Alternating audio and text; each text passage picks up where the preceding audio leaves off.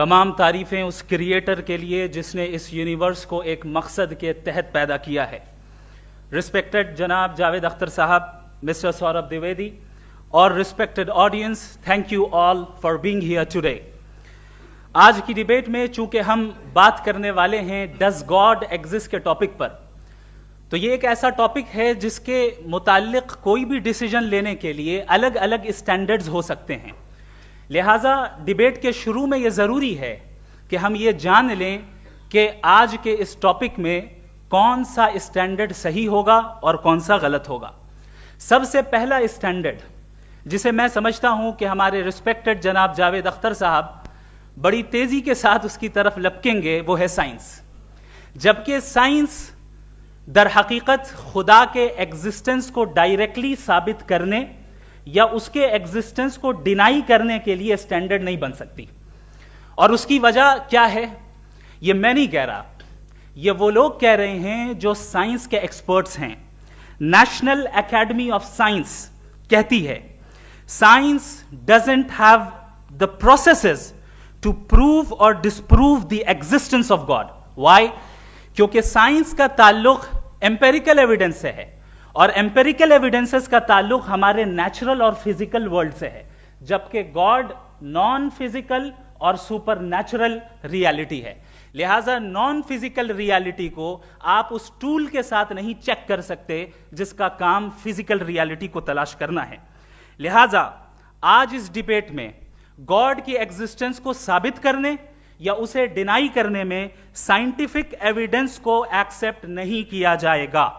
दूसरा स्टैंडर्ड हो सकता है रेविलेशन, कि रेविलेशन के जरिए हम यह साबित करें कि गॉड एग्जिस्ट करता है या नहीं। लेकिन यह स्टैंडर्ड भी आज इररेलेवेंट है। क्यों? क्योंकि रेविलेशन मेरे नजदीक सोर्स ऑफ नॉलेज है, वैलिड सोर्स ऑफ नॉलेज है, लेकिन हमारे जावेद अख्तर साहब के नजदीक ये वैलिड सोर्स ऑफ नॉलेज नहीं है।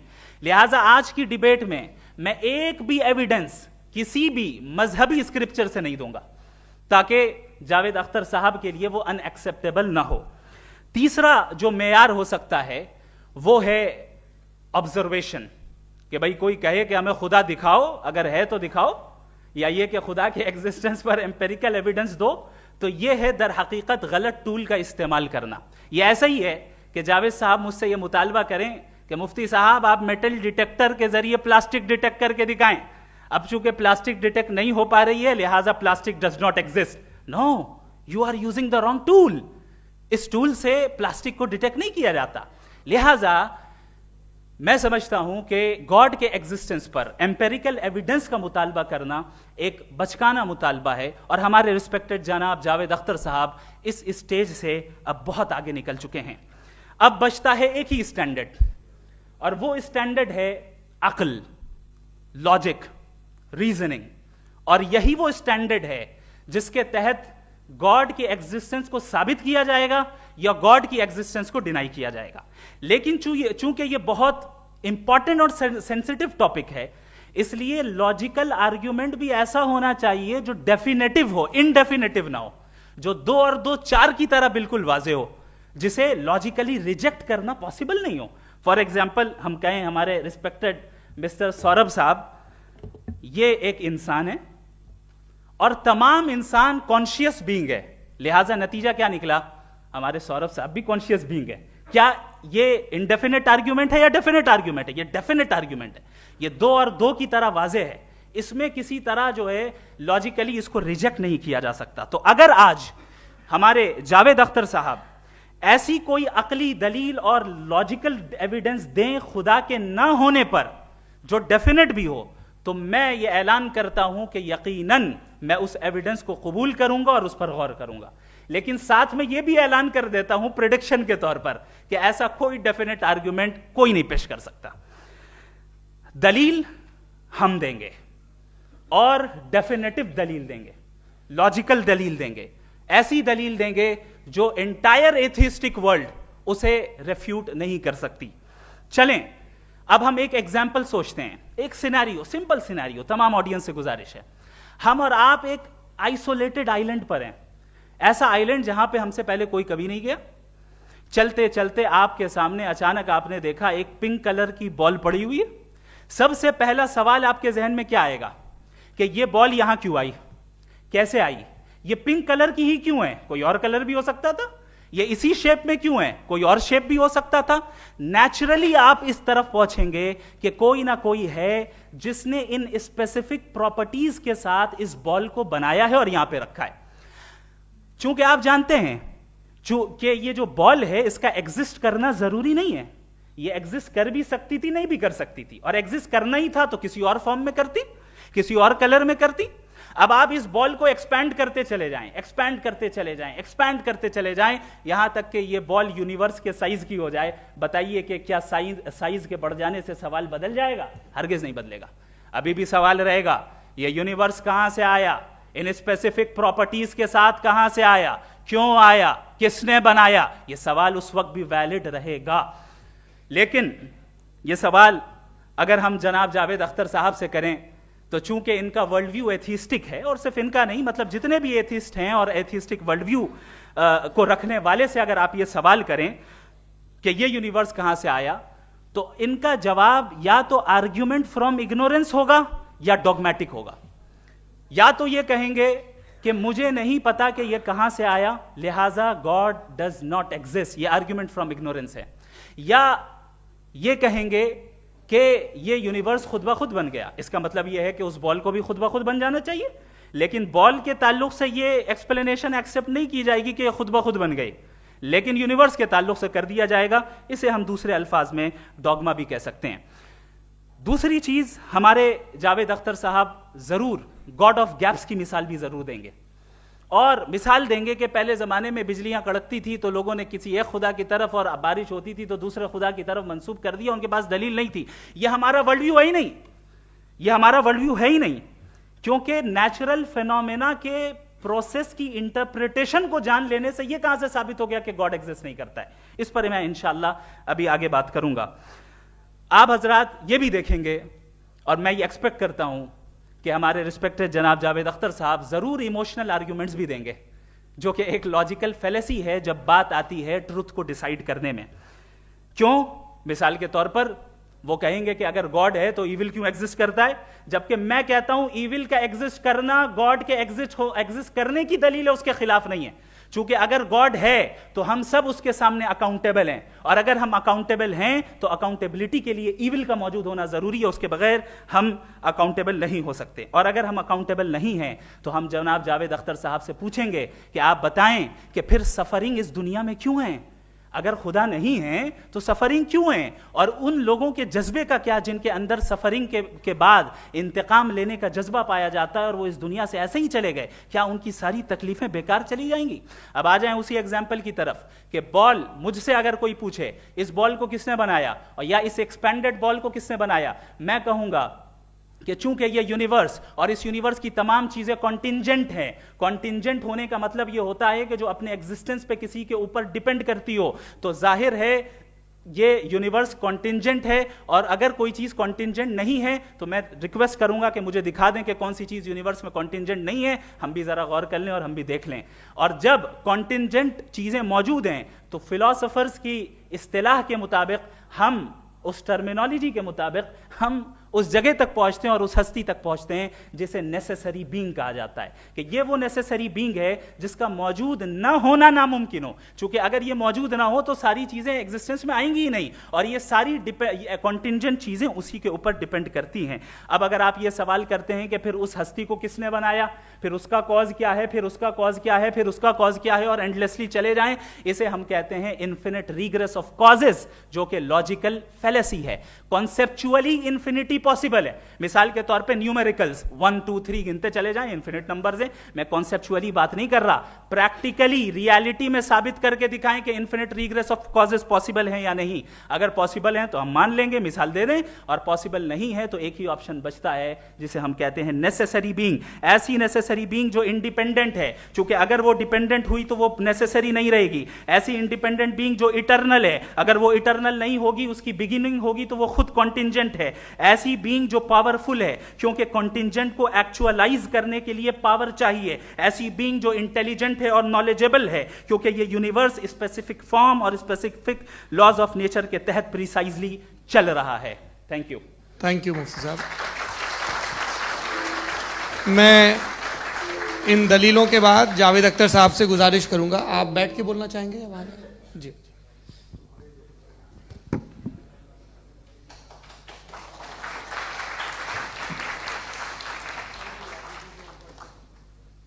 पहले तो मैं मुफ्ती साहब को एक अच्छी खबर देना चाहूँगा कि मेरी नॉलेज साइंस के बारे में बड़ी मामूली है, तो आप फिक्र ना करें उसकी, लेकिन कुछ कॉमन सेंस है मुझ में। देखिए, ये खुदा का तस्वुर कोई नया तस्वुर नहीं है, ये सदियों से रहा है। ये कुछ रिलीजन 3000 साल पुराने होंगे, 4000 साल पुराने होंगे, लेकिन इंसान कोई 10,000 12,000 साल से एग्जिस्ट करता है होमोसेपियन की शक्ल में, और हमेशा कुछ ना कुछ मज़हब रहे। ये मज़हब जाहिलों के नहीं थे, ये मज़हब एक ऐसी ग्रीक सोसाइटी के थे जहाँ बड़े बड़े फिलोसफर्स पैदा हुए। ये मज़हब इजिप्शियंस के थे जिन्होंने पिरामिड्स बनाए थे। ये रोमन्स के थे कि जिनका आर्किटेक्चर और सेनेट यानी पहली बुनियाद डेमोक्रेसी की लिमिटेड थी मगर डेमोक्रेसी थी, ये उन लोगों ने किए थे।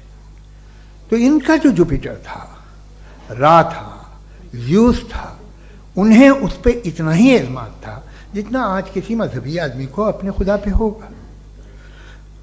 क्रिश्चियनिटी आने से पहले यूरोप में एक मज़हब था जर्मेनिक रिलीजन, उसका एक खुदा था, उसकी एक बीवी थी, उसके 2 बेटे थे, एक बेटी थी। फिर जर्मनी में जब यूरोप में क्रिश्चियनिटी आई तो वो खुदा, उसकी बीवी और पूरे ख़ानदान चला गया।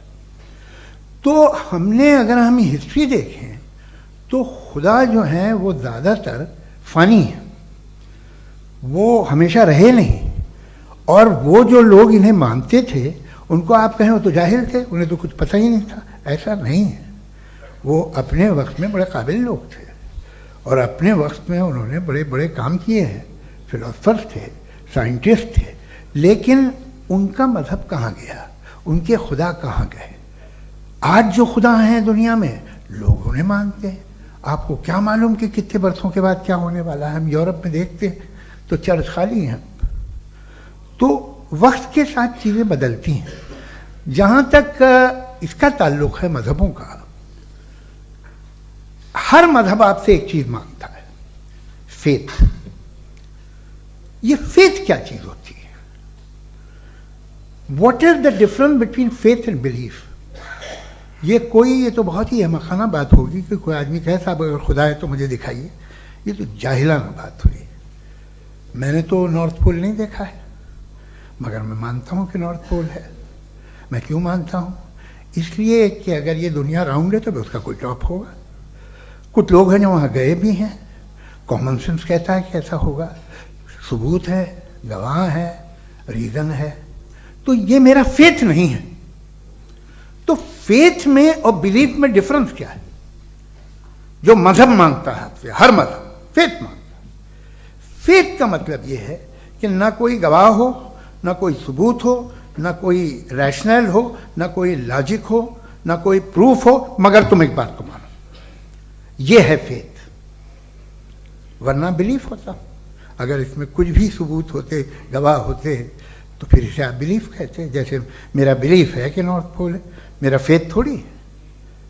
फेथ इन तमाम शर्तों को रद्द करता है। तो फिर स्टुपिडिटी क्या है? अगर मैं एक बात ऐसी मानूं जिसकी ना कोई लॉजिक है, ना कोई रैशनल है, ना कोई प्रूफ है, ना कोई गवाह है, ना कोई सबूत है, और मैं उसे मानूं, तो ये स्टुपिडिटी हुई। इसे ही भाई कल को मैं यकीन कर लूं कि एलॉन मस्क जो है मेरा भाई है, तो मुझे इंतहाई खुशी होगी, सुकून भी बहुत मिलेगा मुझे। लेकिन और कहे भाई क्यों मानते हो, क्या सबूत है? भाई वो तो अमेरिकन है और तुम तो इंडियन हो, वो तो नस्ल अलग है, तुम्हें कभी मिले भी नहीं। साहब देखिए मेरा फेथ है, इस पर बात न किया। फेथ का मतलब ही यह है कि आप प्रूव नहीं कर सकते। अगर आप प्रूव कर सकते हो तो फेथ की जरूरत ही नहीं, फिर तो आप बात करेंगे, आप कितनी बहस कर लीजिए। अल्टीमेटली दुनिया का हर मजहब फेथ पे टिका है, और फेथ का मतलब है एक ऐसा यकीन जिसका कोई सबूत, कोई गवाह, कोई रैशनल नहीं। अब आप ये कहें, क्या आप ये क्यों कह रहे हैं कि साहब ये कायनात किसने बनाई? कमाल ये है कि आपने बताया कि एक आइलैंड पे गए और एक बॉल देखी। आपने ये नहीं कहा कि आइलैंड किसने बनाया, आपको सिर्फ बॉल पे हैरत हुई। हमने आइलैंड पे हमने हैरत नहीं की, होते हैं आइलैंड। इसी तरह ये आइलैंड है, सितारे, ये गैलेक्सीज, ये सब आइलैंड हैं, खला में। हम उन्हें टेकन फॉर ग्रांटेड लेते हैं, हम पूछते नहीं किसने बनाए। आपने जजीरे के बारे में भी नहीं पूछा है। मेरी पैदाइश कैसे हुई? क्या मैं प्लान्ड पैदा हुआ था? I was plan to be born, या एक लकी स्पर्म था जो किसी एक से चिपक गया? मेरी पैदाइश रैंडम। और इंसाफ जिसे आप कहते हैं, इंसाफ का तो नेचर से कोई वास्ता ही नहीं है। जो आप कहते हैं कि एक दिन इंसाफ मिलेगा, इंसाफ is a human concept, nature में कोई इंसाफ नहीं। अगर शेर हिरन को खा जाता है तो उसे कोई सजा नहीं मिलती। अगर एक आंधी आती है और हरे भरे पेड़ों को उखाड़ के फेंक देती है तो आंधियों की जेल नहीं होती है। नेचर में इंसाफ नहीं, इसलिए मुझे नेचर को इंसाफ की जरूरत भी नहीं। नेचर तमाम एक है। अब हम कहें कि साहब ये देखिए जो मैंने खाना खाया था, ये मेरी आंख तो नहीं यूं कर दिया उसे, तो इसे सजा मिलनी नहीं, वो सिस्टम है, ऐसे ही चल रहा है। नेचर बगैर इंसाफ के है। इंसाफ इज अ ह्यूमन कॉन्सेप्ट। तो जो आपसे कहता है कि मैं तुम्हें इंसाफ दूंगा, वो इंसानी जहन की पैदावार है। ये नेचुरल है ही नहीं, ये आसमानी है ही नहीं। नेचर का तसव्वुर, इंसाफ का तसव्वुर। भाई आप साथ मिलते हैं, अब आप लेफ्ट हैंड ड्राइव करते हैं, ये क्या है?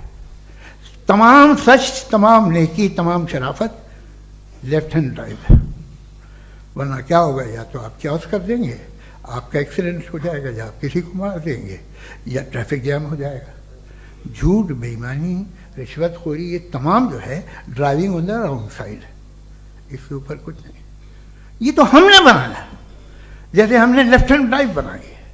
ये कॉन्सेप्ट ऑफ इंसाफ जो है ये हमारा है, इसका नेचर से कोई वास्ता नहीं। शेर खा जाता है हिरन को, उसे जेल होती है क्या? कुछ भी नहीं, है ही नहीं। तो ये जो दुनिया के रिलीजन प्रॉमिस करते हैं आपसे इंसाफ, इसी से मालूम होता है कि ये मैन मेड है। ये तसव्वुर कहीं और का है ही नहीं। जो नेचर है, कुछ लोग कहते हैं नेचर ही खुदा है, तो नेचर में तो इंसाफ नहीं कहीं। और आप वादा कर रहे हैं कि तुम्हें मरने के बाद इंसाफ मिलेगा। मुझे अगर मिलेगा तो मैं बहुत खुश होऊंगा, लेकिन मैं यकीन नहीं कर पाता हूं, इसलिए कि मैं फेथ नहीं पैदा कर सकता। The very fact that religions demand faith, इसका मतलब है कि उनके पास जस्टिफिकेशन नहीं है। अच्छा था, फिर रिलीजन अगर मॉडरेशन में है, कोई सा भी नहीं, वो आप में कुछ खूबियां भी पैदा करता होगा। देखिए उससे ये फ़ायदा है, वो फ़ायदा है। अल्कोहल जो है वो ज़्यादातर दवाओं में यूज़ होती है, और एक सर्वे किया गया था अमेरिका में कि लॉन्जिटिविटी किन लोगों की है। तो एक तरफ वो लोग थे जो शराब पीते ही नहीं थे, और एक तरफ वो थे जो एक बोतल शराब रोज पीते थे। सबसे ज़्यादा लंबी उम्र उनकी है जो 2 पैक नाप के शराब पीते हैं और खाना खाते हैं। मगर हम शराब को बुरा समझते हैं, मैं भी बुरा समझता हूँ। क्यों? ऐसा होता नहीं। कुछ चीज़ों में आदत होती है जो बढ़ती है। आज तक में एक आदमी दूध पीता है, आप 10 साल बाद भी मिलेंगे तो एक ही गिलास पीता होगा। ऐसा नहीं होता, सुबह से दूध पीता रहता है। मिल्कोहलिक मैंने नहीं देखे, अल्कोहलिक होते हैं। ये टेंडेंसी है मजहब की कि वो बढ़ता है, जैसे कैंसर बढ़ता है, जैसे शराब बढ़ती है। कुछ लोग होंगे जो उसे सही तरह से यूज़ करते हैं। मुझे यकीन है कि हमारे मुफ्ती साहब भी उनमें से एक, इनसे बहुत खुशी हुई मुझे इनसे मिलकर। लेकिन कितने लोग हैं कि आज आप देखते हैं दुनिया में जो तबाहियाँ हैं, इनमें कितना हाथ है उन लोगों का जो बिलीवर कहते था मजहब ये नहीं कहता, ना कहता होगा, मगर जब ये मजहब पीते हैं तो ऐसे बिहेव करते हैं। थोड़ा सा अगर हो तो शायद बहुत अच्छी बात, लेकिन शराब थोड़ी सी नहीं रहती, उसमें टेंडेंसी है पहले। थोड़ा सा अगर 2-3 कैंसर के सेल हो ना बॉडी में तो आदमी सिम रहेगा, लेकिन वो 2-3 सेल नहीं रहते, वो मल्टीप्लाई होते हैं। जावेद साहब टाइम पूरा हो गया। टाइम हो गया तो बस बात खत्म हो गई। अच्छा, मुझे कुछ और कहने को था भी नहीं। जी, मैं पहले जवाबी दौर के लिए इनवाइट कर रहा हूं मुफ्ती साहब को। Your rebuttal round 1, you have 7 minutes.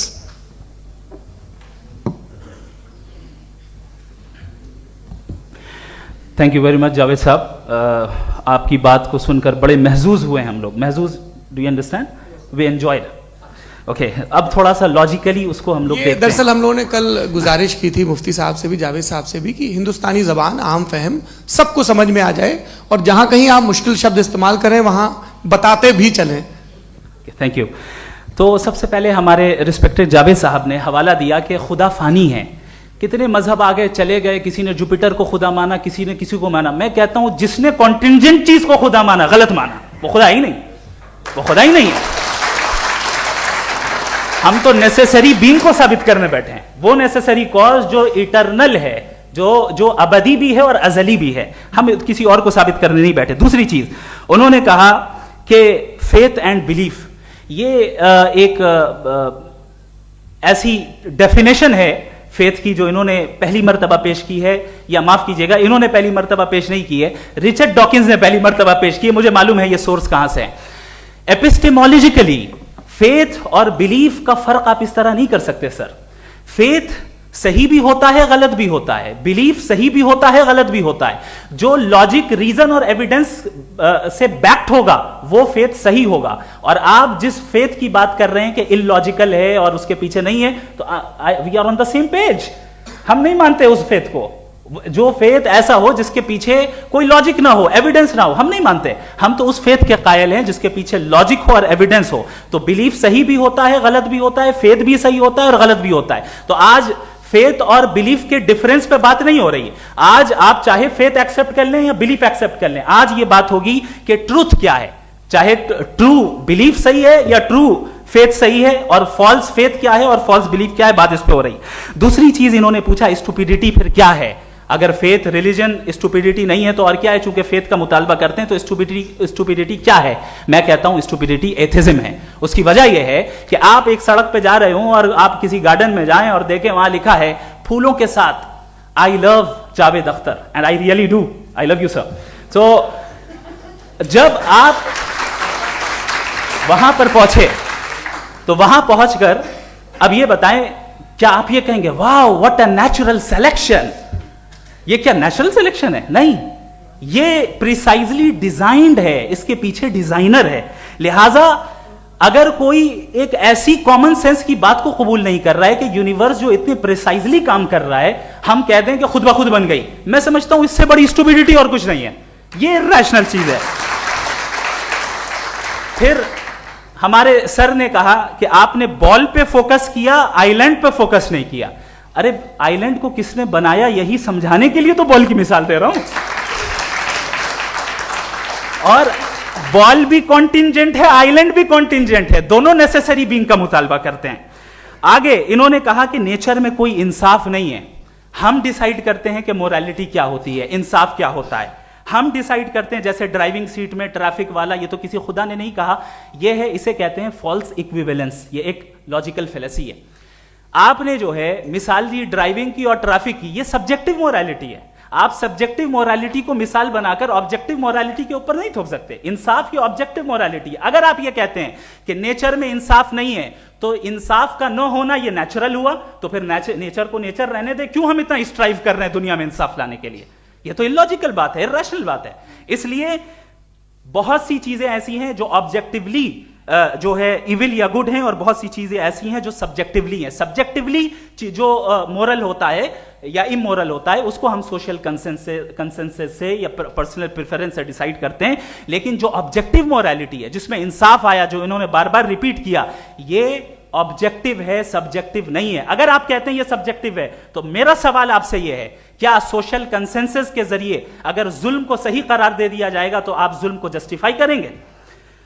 दूसरी चीज, इन्होंने यह कहा कि 2 पैक शराब पी लें तो वो उतने पे नहीं रहता, बढ़ जाता है।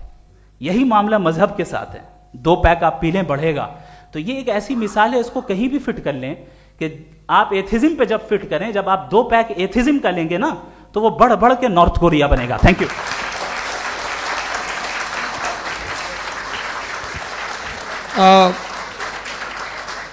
फर्स्ट राउंड के रिबटल के लिए मैं जावेद साहब को इनवाइट कर रहा हूं। आपके पास 7 मिनट का वक्त है, रीसेट कर दीजिएगा प्लीज। मुझे इस बात की खुशी है कि मुफ्ती साहब ने भी मान लिया कि नेचर में कोई इंसाफ नहीं है। तो कोई भी चीज़ जो इंसान ने नहीं बनाई है उसमें इंसाफ नहीं होता है। एक बात मैं आपसे अर्ज़ करूँ, ज़रा पता लगा लीजिएगा, ये जो आप बाग में जाते हैं बेहद खूबसूरत फूल देखते हैं ना, इनमें से कोई नेचुरल नहीं है। ये सारे फूल क्रॉस करके बनाए गए हैं। जो जंगल में फूल होते हैं नहायत मामूली होते हैं, ये फूल इंसानों ने बनाए हैं। जो आप बाग में देख के वाह वाह कहते हैं, ये इंसानों के बनाए हुए हैं। डिफरेंट फूलों को क्रॉस करके, डेवलप करके, फिर क्रॉस करके इस तरह से बनाए गए। नेचुरल फ्लावर नहीं। किसी जंगल वीरान में जाके आप गुलाब के फूल नहीं देखेंगे। ये सब बनाए हुए इंसान ने, बहुत से काम इंसान ने किए हैं। बाकी है कि आपने मेरी एक बात का जवाब नहीं दिया, जिससे मुझे शिकायत है कि फेथ क्या है और आप फेथ मांगते क्यों हैं मुझसे? आप तो लॉजिकल हैं, आपके पास तो सारे रैशनल्स हैं, आपके पास सारे सबूत हैं, तो आपको फेथ की डिमांड क्यों करते हैं कि भाई तुम सरेंडर कर दो और सवाल मत करो? कोई मजहब सारे सवाल करने की इजाजत नहीं देता है और मना करता है कि ज़्यादा सवाल ना करो, बह जाओगे तुम। आप क्यों रोकते हैं? हकीकत यह है कि इंसानी तारीख क्या है। इंसानी तारीख ये है कि दुनिया में 2 तरह के लोग हुए हैं। एक वो जिन्होंने अपनी लाइल्मी की परस्तिश की है, दूसरे वो जिन्होंने अपनी इग्नोरेंस या लाइल्मी से झगड़ा किया है और मालूम किया है कि क्या है। ये जो आप कह रहे हैं, आज आप हैरान हैं कि भाई ये यूनिवर्स कैसे बनी। लोग हैरान थे कि सूरज डूबता है तो इधर से कैसे निकलता, और आप एक कदम जाके हमेशा का मानने को तैयार है, एक कदम पीछे ही मान जाइए। भाई आप इसके बाद जाते हो, कहते सवाल ना करना कि ये कहाँ से आया, ये पावर तो हमेशा से हमेशा रहेगी। तो आप यूनिवर्स के बारे में मानने में क्या तकलीफ है? एक कदम पहले रुक जाइए, ये हमेशा से थी या नहीं थी हमें मालूम नहीं है। और ये कहना कि हमें मालूम नहीं है, कमाल ये है कि दुनिया के सारे मजहब सब जानते हैं ये दुनिया कैसे बनी थी, कैसे मिटेगी, मरने के बाद क्या होगा, इनको सब इल्म है। इनको किसी को डायनासोर होते थे पहले ये नहीं पता था, किसी को नहीं पता। किसी भी दुनिया की मजहबी किताब में डायनासोर का जिक्र नहीं है, लेकिन बाकी सब बातें, how to make universe in 4 easy lessons and बाकी सब पता है। जिसको सब पता है वो गड़बड़ है। हम में ये इंकिसार, ये ह्यूमिलिटी होनी चाहिए कि हम ये कहें कि हमें ये बहुत सारी बातें नहीं मालूम, लेकिन हम उनकी परस्तिश ना करें, अपनी लाइल्मी को की परस्तिश ना करें, हम उसे पता लगाने की कोशिश करें। जिस दुनिया में आप बैठे हैं सर, ये हॉल जो है, ये इलेक्ट्रिसिटी जो है, ये माइक जो है, जिस हवाई जहाज से आप आए थे, वो जिस कार से आप यहाँ आए हैं, ये सब उन लोगों की बनाई हुई है जिन्होंने सवाल किए थे। ये दुनिया जिसमें आप आज आराम से हैं, ये उन लोगों की बनाई है कि जिन्होंने सवाल किए थे, और हर स्टेज पे इन सवालों को मकरूह कहा गया था, गलत कहा गया था। आप जरा तारीख पढ़िए, एक बड़ी दिलचस्प किताब है बर्ट्रैंड रसेल की, जिसमें उसने रिलीजन एंड साइंस कि कब से रिलीजन जो है साइंस के अगेंस्ट है, और हद तो यह है कि भाप के इंजन के खिलाफ थे, स्टीम इंजन के भी खिलाफ थे, और फतवे हुए उन पर, वेटिकन ने दिए। तो ये हमेशा, अभी जैसे ही ये राइट फिंगर आते हैं अमेरिका में पावर में, तो वो जो अपना ये क्या बोलते हैं उसे, सीड क्या बोलते हैं, सीड क्या जो, हाँ नहीं नहीं, सीट जो होते हैं जिन पे आप जी नहीं भाई, वो जो ह्यूमन बॉडी के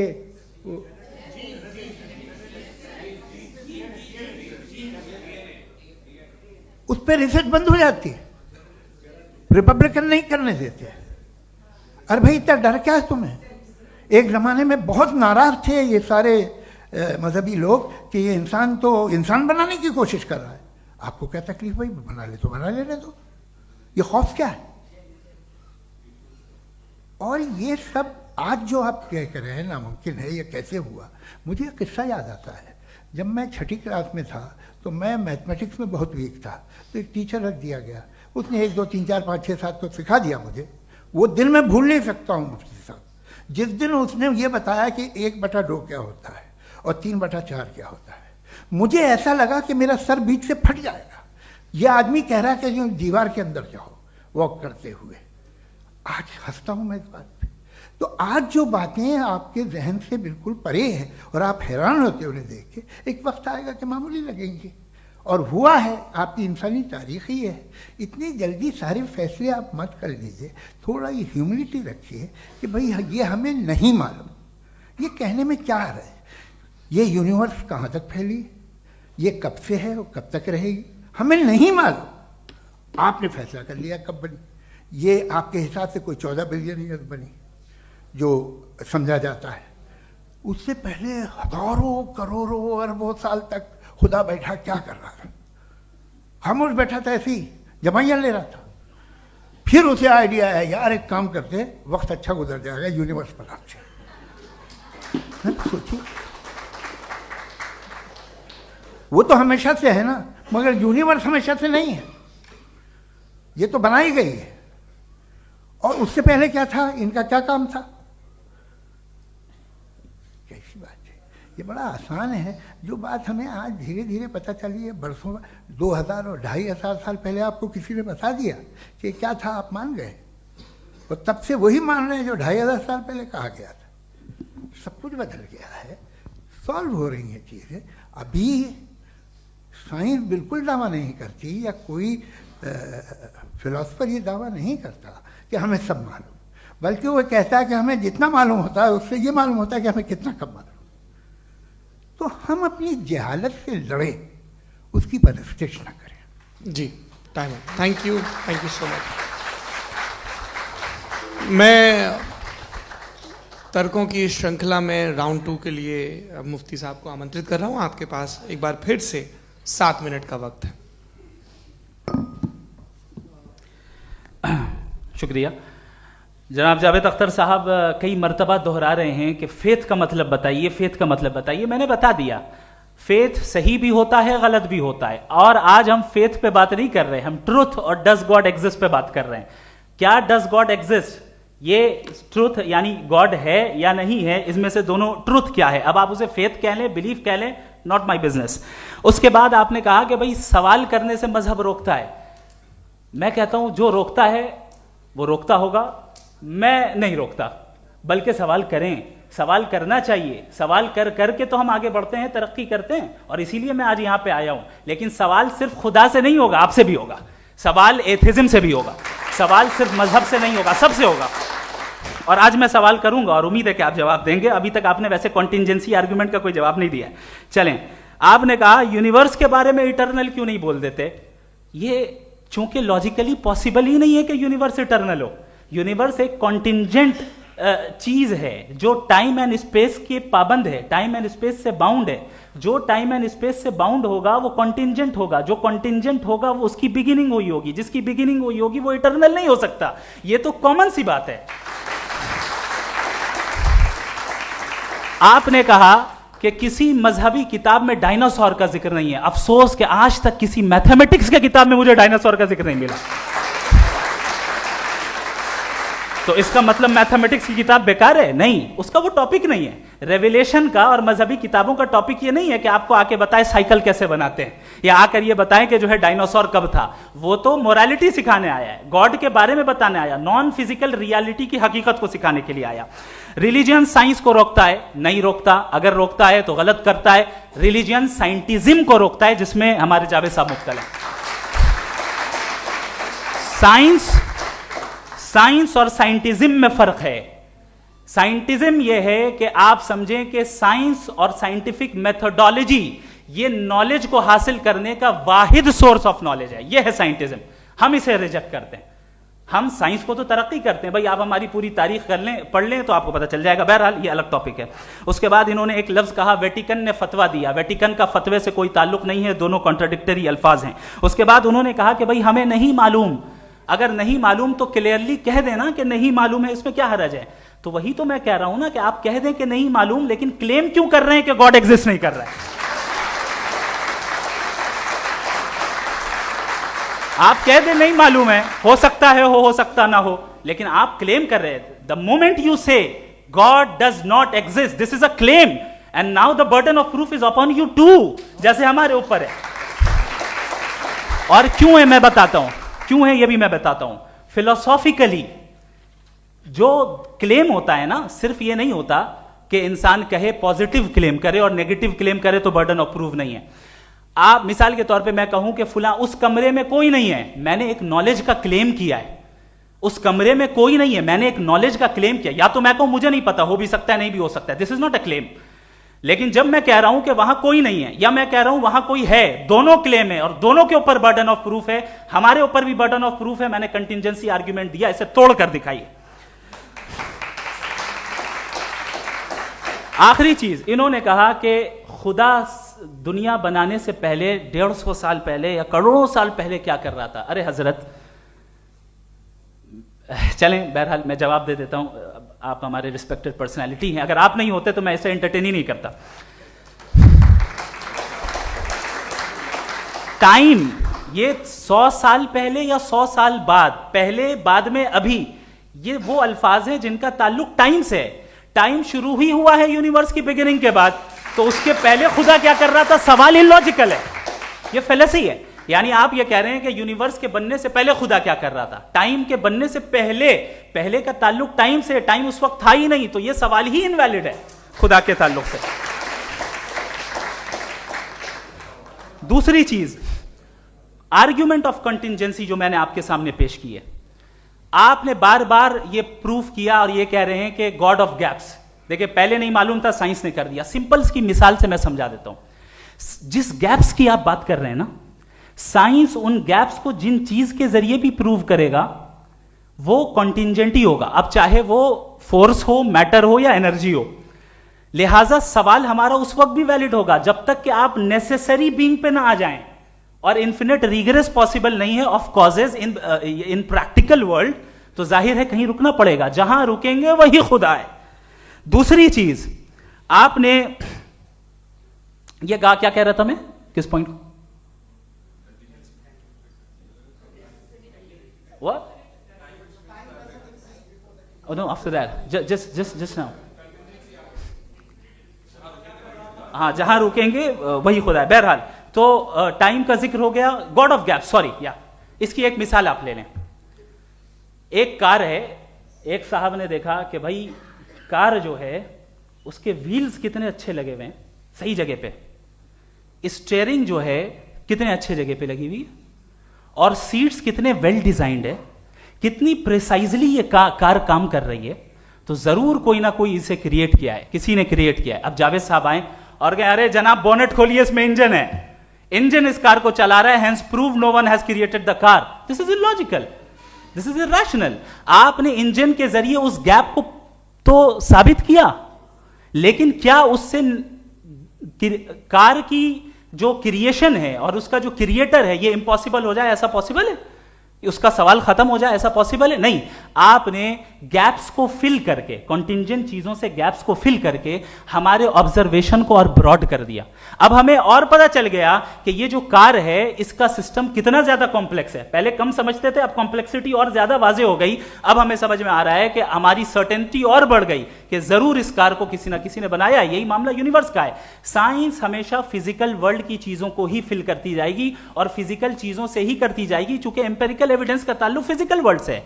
आप साइंस के जरिए मेटाफिजिकल रियलिटी को कभी साबित नहीं कर सकते। ये रॉन्ग टूल का इस्तेमाल करना है। ये वही काम है कि आप मेटल डिटेक्टर से प्लास्टिक डिटेक्टर करने चलें, जो कि जाहिर है सही नहीं है। Thank you.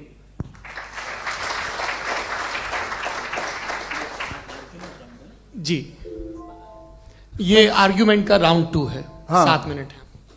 पहले तो मैं आपसे अर्ज करूं कि आपने कहा कि जब कायनात ही नहीं थी तो वक्त भी नहीं था, कुछ भी नहीं था। कैसे नहीं था? खुदा था। एक एग्जिस्टेंस तो था ना खुदा का। तो जब खुदा था तो वक्त भी होगा। ऐसा नहीं कि कुछ भी नहीं था, खुदा था। अच्छा, बाकी एक आपने कहा साहब आप साबित कीजिए, आपके पास भी लॉजिक है या मेरे पास भी लॉजिक है। आपका मेरा जिम्मेदारी नहीं है साबित करना कि खुदा है। बर्टन रसल ने बड़ी अच्छी बात कही। बर्टन रसल ने बड़ी अच्छी बात कही। मैं आपसे अगर ये दावा करूं कि एक चाय की केतली मरीख के चारों तरफ घूम रही है, मार्स के चारों तरफ, तो ये आपका काम नहीं है कि आप साबित करें कि कोई चाय की केतली नहीं है। ये मेरा काम है, मैंने दावा किया है। ये दावा तो मजहबी लोग करते हैं कि खुदा है। मैं क्यों साबित करूं कि नहीं है? जब तक आप मुझे कन्विंस नहीं कर देंगे मैं नहीं मानूंगा। आपकी जिम्मेदारी है, मेरी जिम्मेदारी नहीं है। दोयम ये कि ये जो आप कह रहे हैं, जो गैप्स हैं, ये गैप जब जब किसी मजहब को चैलेंज करते हैं, जब ऐसा कोई बात आती है तो हंगामा हो जाता है कि जब वो चैलेंज करें किसी फेथ को। ये तमाम साइंस जो है इसे मुख्तलिफ जगहों पे मुख्तलिफ वक्तों में मजहब ने रोकने की कोशिश की है। ये किताब है religion and science, Burton Russell की, पढ़िएगा, अच्छी लगेगी आपको। तारीख ही है साइंस, मजहब की साइंस से उसका यही रिश्ता है। अच्छा, अब ये हम सोचें कि बहरहाल ये वजूद जो है मजहब और ये बिलीव इन गॉड इंसान को बेहतर बना देता है। तो एक काम कीजिए, हिंदुस्तान वर्ल्ड का नक्शा लीजिए और मार्क कीजिए कि रिलीजन कहाँ कहाँ ज़्यादा है, कहाँ कहाँ, चाहे वो लैटिन अमेरिका हो या मिडल ईस्ट हो या फार ईस्ट हो या हिंदुस्तान के वो इलाके जहाँ मजहबियत ज़्यादा है। रख दीजिए नक्शा अलग। अब दूसरा नक्शा कि कहाँ कहाँ नाइंसाफ़ी, रिप्रेशन, औरतों के हुकूक की पामाली, जुल्म, डिक्टेटरशिप कहाँ है। नक्शा एक ही होगा। तो आप मुझे बताएं कि जो इसका तरकीब इस्तेमाल क्या है। खुदा का तरकीब इस्तेमाल तो बताइए। आप छोटी सी दवा सड़क पे बेचते हैं, उसकी भी तरकीब इस्तेमाल बताते हैं। इसके इस्तेमाल से तो फायदा नहीं हुआ किसी को। जो सारे के सारे खराब मुल्क हैं, खराब समाज है, वो सारे जुल्म खुदा के नाम पे करते हैं। वो गलत करते हैं, सही करते हैं, मुझे क्या लेना देना उससे। इस्तेमाल से मालूम होता ना। एक विस्की की बोतल कभी शायद देखी हो आपने, लाल रंग की होती है, उस पर रोशनी और छपड़ा इंतहाई खूबसूरत लगती है, क्या बिगाड़ रही है किसी का। उसका इस्तेमाल गलत है, इसलिए आप उसे नापसंद करते हैं। इसका इस्तेमाल गलत है, इस तसव्वुर का इस्तेमाल ही गलत है और हमेशा से गलत हुआ है। आप देख लीजिए, इंसानी तारीख देख लीजिए, आज देख लीजिए, हिंदुस्तान देखिए, दुनिया देख लीजिए, क्या हो रहा है। इसे कैसे इस्तेमाल कर रहे हैं। फेथ वाले लोग क्या फेयर हैं, जस्ट हैं, जो अपने खुदाओं पे यकीन रखते हैं, वो किस तरह के लोग हैं। वो लोगों को इंसाफ देते हैं, वो बेहतर इंसान बने। तो इस दवा का फ़ायदा क्या है। चलो बहुत फ़ायदा हो रहा तो मैं इस्तेमाल कर लूँगा, मैं मुझे तो इस दवा का कोई फ़ायदा दिखता ही नहीं। मुझे तो ऐसा लगता, मैं एक और बात बताऊं, अगर कोई आदमी मजहबी है और अच्छा आदमी है तो मैं उसकी बहुत इज्जत करता हूँ, इसलिए कि मेरा ख्याल है मजहबी आदमी का अच्छा होना मुझसे अच्छा होने से ज़्यादा मुश्किल है। भाई हर चीज़ की एक लिमिट है। आप इतना भाग सकते हैं, इतना नहीं भाग सकते, इतना वजन उठा सकते, इतना नहीं उठा सकते, इतना दूर देख सकते हैं, इतना दूर नहीं देख सकते। उसी तरह कॉमन सेंस कहता है कि आप में नेकी का भी एक कोटा होगा। अब आप अगर सुबह जाते हैं अपनी इबादत गाह और इबादत करते हैं तो बाहर निकलते हैं तो आप तो यही महसूस करते हैं कि आपने एक बहुत अच्छा काम किया, आपकी नेकी का एक बहुत बड़ा कोटा खर्च हो गया जिससे किसी का कोई फायदा नहीं हो। मैं तो नहीं जाता हूँ, तो मुझे तो किसी को खाना खिलाना पड़ेगा, किसी बेवा की मदद करनी पड़ेगी, मैं अपना कोटा कैसे कंज्यूम करूँ? आप अपना कोटा सारे मजहबी लोग इंतहाई यूजलेस कामों में यूज करते हैं, उसके बाद भी अगर आप में बच्ची है थोड़ी सी शराफत, तो भाई वाह क्या बात है।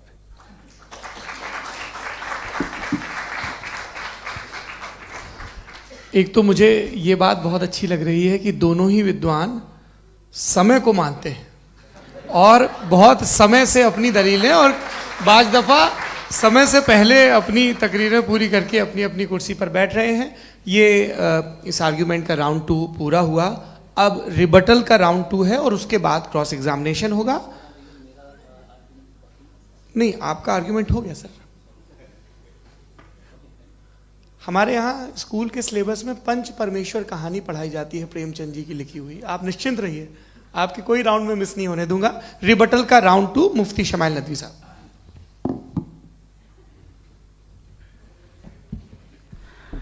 असल में जो हकीकी प्रॉब्लम है, असल प्रॉब्लम है वो ये है कि जावेद साहब के पास कॉन्सेप्ट ऑफ गॉड क्लियर नहीं है। इन्होंने कहा कि कायनात से पहले खुदा तो था, तब भी तो टाइम होगा। ये टाइम कायनात का हिस्सा है। हम खुदा, उस खुदा को मानते हैं, नेसेसरी बीइंग का टाइमलेस होना जरूरी है, चूंकि वो टाइम का क्रिएटर है। जब उसने टाइम को क्रिएट किया तो वो खुद टाइम पे कैसे होगा? उसने जब स्पेस को क्रिएट किया तो खुद स्पेस में कैसे होगा? अगर वो टाइम एंड स्पेस को पहले से ही उसका पाबंद है तो फिर किस चीज को उसने क्रिएट किया? लिहाजा ये सवाल गलत है कि खुदा था तो टाइम होगा। बिल्कुल नहीं, टाइम के पाबंद हम है, खुदा नहीं है। हम फिजिकल वर्ल्ड से ताल्लुक रखते हैं, वो मेटाफिजिकल रियलिटी है। दूसरी चीज इन्होंने मिसाल दी कि चाय की केतली हवा में घूम रही होगी, और पता नहीं शायद वो बर्टन रसल का उन्होंने हवाला दिया। बहरहाल यही प्रॉब्लम है। प्रॉब्लम यही है कि हम चीजों के दरमियान डिफरेंशिएट नहीं कर पाते। ये जो आपने मिसाल दी ये इमेजिनेशन है, और मैं जो साबित कर रहा हूं वो लॉजिकल नेसेसिटी है।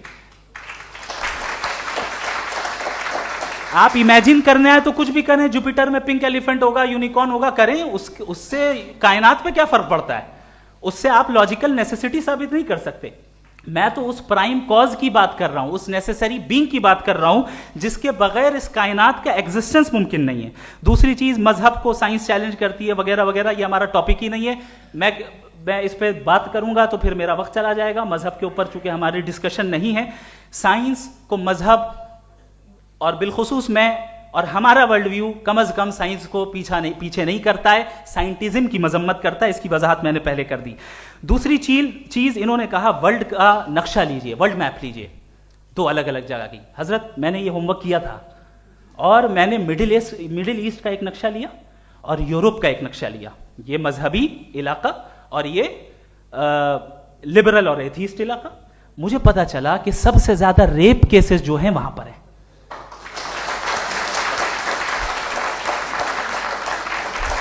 मुझे ये पता चला यूएन की रिपोर्ट के मुताबिक, मैं ये अपने घर से नहीं लेके आ रहा, कि जो वर्किंग वुमेन है यूरोपियन कंट्रीज में, उसमें 81% वुमेन सेक्सुअल हैरेसमेंट का वर्क में शुमार हो रही है। ये मिडिल ईस्ट में नहीं हो रहा है, वो मजहबी लोग हैं इसलिए नहीं हो रहा है।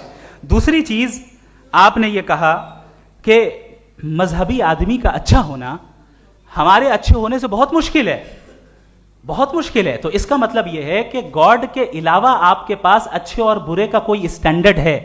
मैं चाहूंगा कि कन्वर्सेशनल स्टाइल वाली डिस्कशन और सेगमेंट पे इसी पे बात कर लेते हैं। Thank you very much.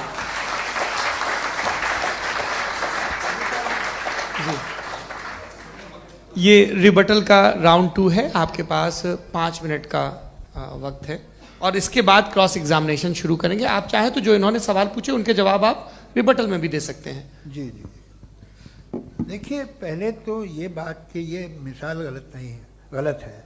इन्होंने पहले ही हमको डिसार्म कर दिया। कह लिया अकल से मामला सॉल्व नहीं हो सकता, लॉजिक से आप पहुंच नहीं सकते। ये एक मेटाफिजिकल चीज़ है। मेटाफिजिकल अजीब सा लफ्ज़ है, ठीक से किसी को माने नहीं मालूम इसके, तो ऐसा लगता है कुछ बड़ी चीज़ है। अरे भाई, क्या होता है मेटाफिजिकल? बताओ, खड़ी हो। ये एक लफ्ज़ है जो कहीं भी इस्तेमाल हो जाता है। जब आप एक बात कर रहे हैं और आप मुझसे बहस कर रहे हैं तो मुझे मेटाफिजिकल मत बताइए, आप लॉजिकली मुझे प्रूफ किए। और अगर लॉजिकली आप नहीं बात करते साहब ये मेटाफिजिकल है, तो फिर हम आप बात क्या कर रहे हैं? मेरा आपका किस ज़बान में कॉन्वर्सेशन होगा। और ये कहना कि वक्त पहले नहीं था तो फिर क्यों कहते हैं ये हमेशा से और हमेशा रहेगा? हमेशा वक्त है, तो आप कैसे कहते हैं वो हमेशा से है और हमेशा रहेगा? हमेशा का मतलब है कोई वक्त, अगर वक्त ही नहीं है तो हमेशा कैसे? बाहर वो रहेगा। अब मैं ये देखता हूँ, आपने कहा ना कि वहाँ रेप ज़्यादा होते हैं, तो हम एक बात देखते हैं कि ये दुनिया जिस पे वो कादर मुतलक है, जिसकी मर्जी के बगैर पत्ता भी नहीं हिलता, ओमनीपोटेंट है, ये दुनिया चल कैसे रही है? और इस दुनिया का हाल क्या है? 45,000 बच्चे जो 10 साल की उम्र से कम थे वो गाजा में मरे। भूख से काला हांडी में बच्चे मरते हैं और डिप्थेरिया से मरते हैं। डिप्थेरिया अजीब मर्ज है, गले में जाली बनना शुरू होती है, बच्चा नीला हो जाता है, गरीब का बच्चा, इसलिए कि वो पास इलाज नहीं। ये कादर मुतलक है जो चाहे कर दे, इससे आप दुआएं मांगते हैं हमारी ये काम कर दे वो कर दे, तो इसका मतलब डे टू डे लाइफ में वो इंटरफेयर करता है और ये देख रहा है वो। अगर वो वाकई भी है फॉर डिस्कशन सेक, तो मैं जब दुनिया देखता हूं तो मेरे दिल में उसके लिए कोई इज्जत नहीं पैदा होती। ये क्या कर रहे हो तुम पूरे ऑल पावरफुल हो, ओमनीपोटेंट हो, ओमनी प्रेजेंट हो, तुम तो वहां गाजा में रहे होगे ना, तुम हर जगह हो। तुम देख रहे थे कि बच्चे की कैसे धज्जियां उड़ रही, तुम देख रहे थे और तुम चाहते हो मैं तुम्हारी परस्तिश करूंगा, तुम हो भी। अरे यार, इसके अच्छे तो हमारे चीफ प्राइम मिनिस्टर हैं, कुछ तो ख्याल करते हैं। कमाल है, आप किसकी इबादत कर रहे हैं? अगर वो है भी, ये दुनिया नाइंसाफी से, जुल्म से, जबर से, तशद्दुद से भरी हुई। और आप ये मत कहिएगा कि वो देख रहा है और वो बताएगा एक दिन। अगर वो देख रहा है और इंटरफेयर नहीं करता तो आप दुआ क्यों मांगते? आप कहते हैं मेरा ये काम करा दे, इसके मतलब है वो दखल दे सकता है, वो आपको नौकरी दिलवा सकता है, भले दूसरे आदमी को न मिले, मगर आपका काम कर देगा चूंकि आपने दुआ मांगी है। तो जब वो आपको नौकरी दिला सकता है, लड़की की शादी कर सकता है, बेटे को ग्रीन कार्ड दिलवा सकता है, तो कम से कम ये जो मर रहे हैं बच्चे, इनको रोक दे, कुछ तो करे।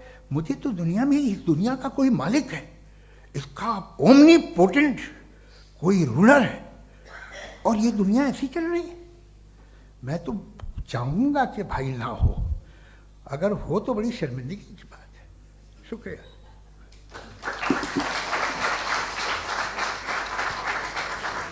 देवियों और सज्जनों, इस बहस के 2 राउंड और 2 रिबटल पूरे हो चुके हैं।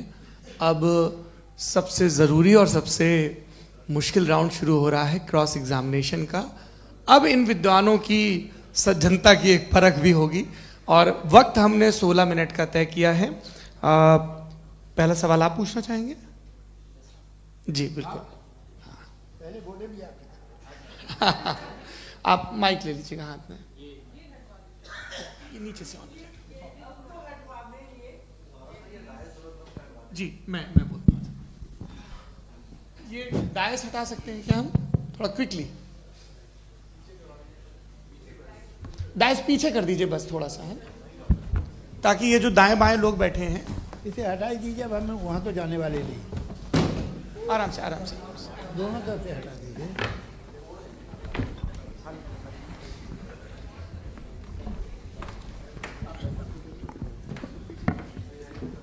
इस बीच आप लोग भी अपने अपने सवाल तैयार कर लें। ये ध्यान रखेंगे कि मैं यहाँ से सवाल लूँगा, आप लोगों को अपना हाथ ऊपर करना है, अपना नाम बताना है और अधिकतम 3 वाक्यों में अपना सवाल पूरा करना है। कई लोग सवाल की जगह भाषण देने लगते हैं, उससे आज बचना है।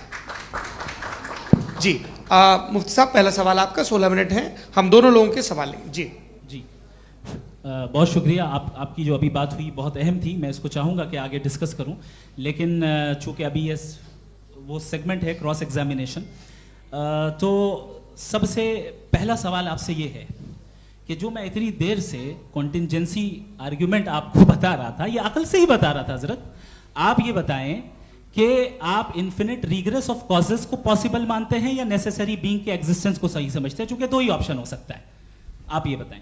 देखिए, आपको मैं ईमानदारी से बात करूं, एक तो मैं कॉन्टीजेंसी वर्ड ठीक से समझता नहीं, और इस वक्त भी जो आपने अंग्रेजी के अल्फाज इस्तेमाल किए वो ज़रा थोड़े से मुझे डिफ़िकल्ट और कॉम्प्लिकेटेड लगे, तो आप ज़रा सिंपल ज़बान में सवाल कर सकते हैं? बिल्कुल कर सकता हूँ जी।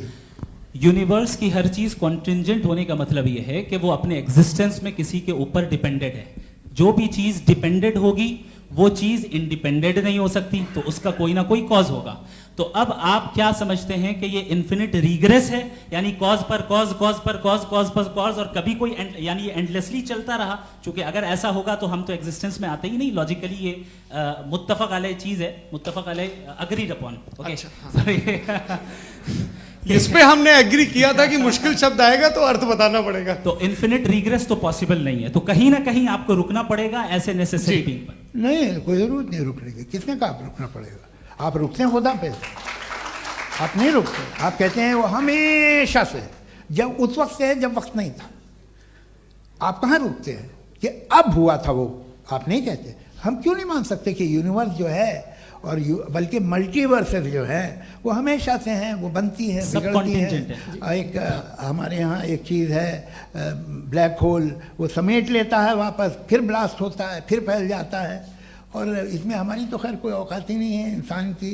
एक छोटे से ज़र्रे पे हम 50-60 साल की उम्र रखते हैं, जो करोड़ों अरबों साल की कायनात है उसमें, और पैदा भी नहायत ही बेहुदा वजह से हुए थे। तो इसमें ये सोचना कि इसकी वजूहात और ये क्यों है, ये डिपेंडेंट है, ये हम देख रहे हैं। क्या मालूम? आप सोचिए कि ये जो फैल रही है कायनात, ये कहाँ फैल रही है, ये कहाँ जा रही है, और ये फैल क्यों रही है? अरे बना ली थी तुमने, रुको भैया, काफ़ी है। ये फैल क्यों रही है? ये और कौन सी कायनात जिसे मैं दूरबीन से देखता हूँ तो 2 बिलियन लाइट ईयर पे है, उससे मेरा कोई वास्ता ही नहीं है। 2 बिलियन ईयर यानी अगर मैं 80,000 माइल्स पर सेकेंड से चलूं तो 20 करोड़ साल में वहां पहुंच जाऊंगा। इसकी जरूरत क्या थी? ये दुनिया, ये कायनात तो इंसान अशरफुल मखलूकात के लिए बनाई गई ना। तो ये सब ये टर्म समझ में नहीं आया। इसमें कोई खास समझने वाली बात थी भी नहीं। ये जो अल्टीमेट कहा यह जाता है कि ये जो पूरी यूनिवर्स है, ये जो दुनिया है, ये इंसान के लिए बनाई गई। अच्छा, ये सब इंसान के लिए। क्यों साहब? सही है ना?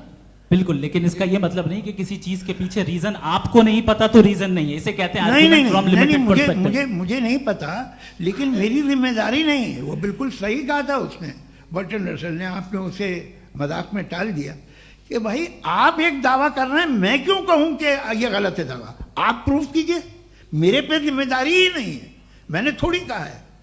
आप प्रूफ कीजिए कि ये सही है। आप आर्ग्यूमेंट ऑफ कंटिजेंसी का जवाब ही नहीं दे रहे हैं। पूछना चाहेंगे? आप सवाल पूछना चाहेंगे मुफ्ती साहब से? क्योंकि ये क्रॉस एग्जामिनेशन का दौर है। आप जैसे पहले बोल रहे थे फेथ को लेके कुछ।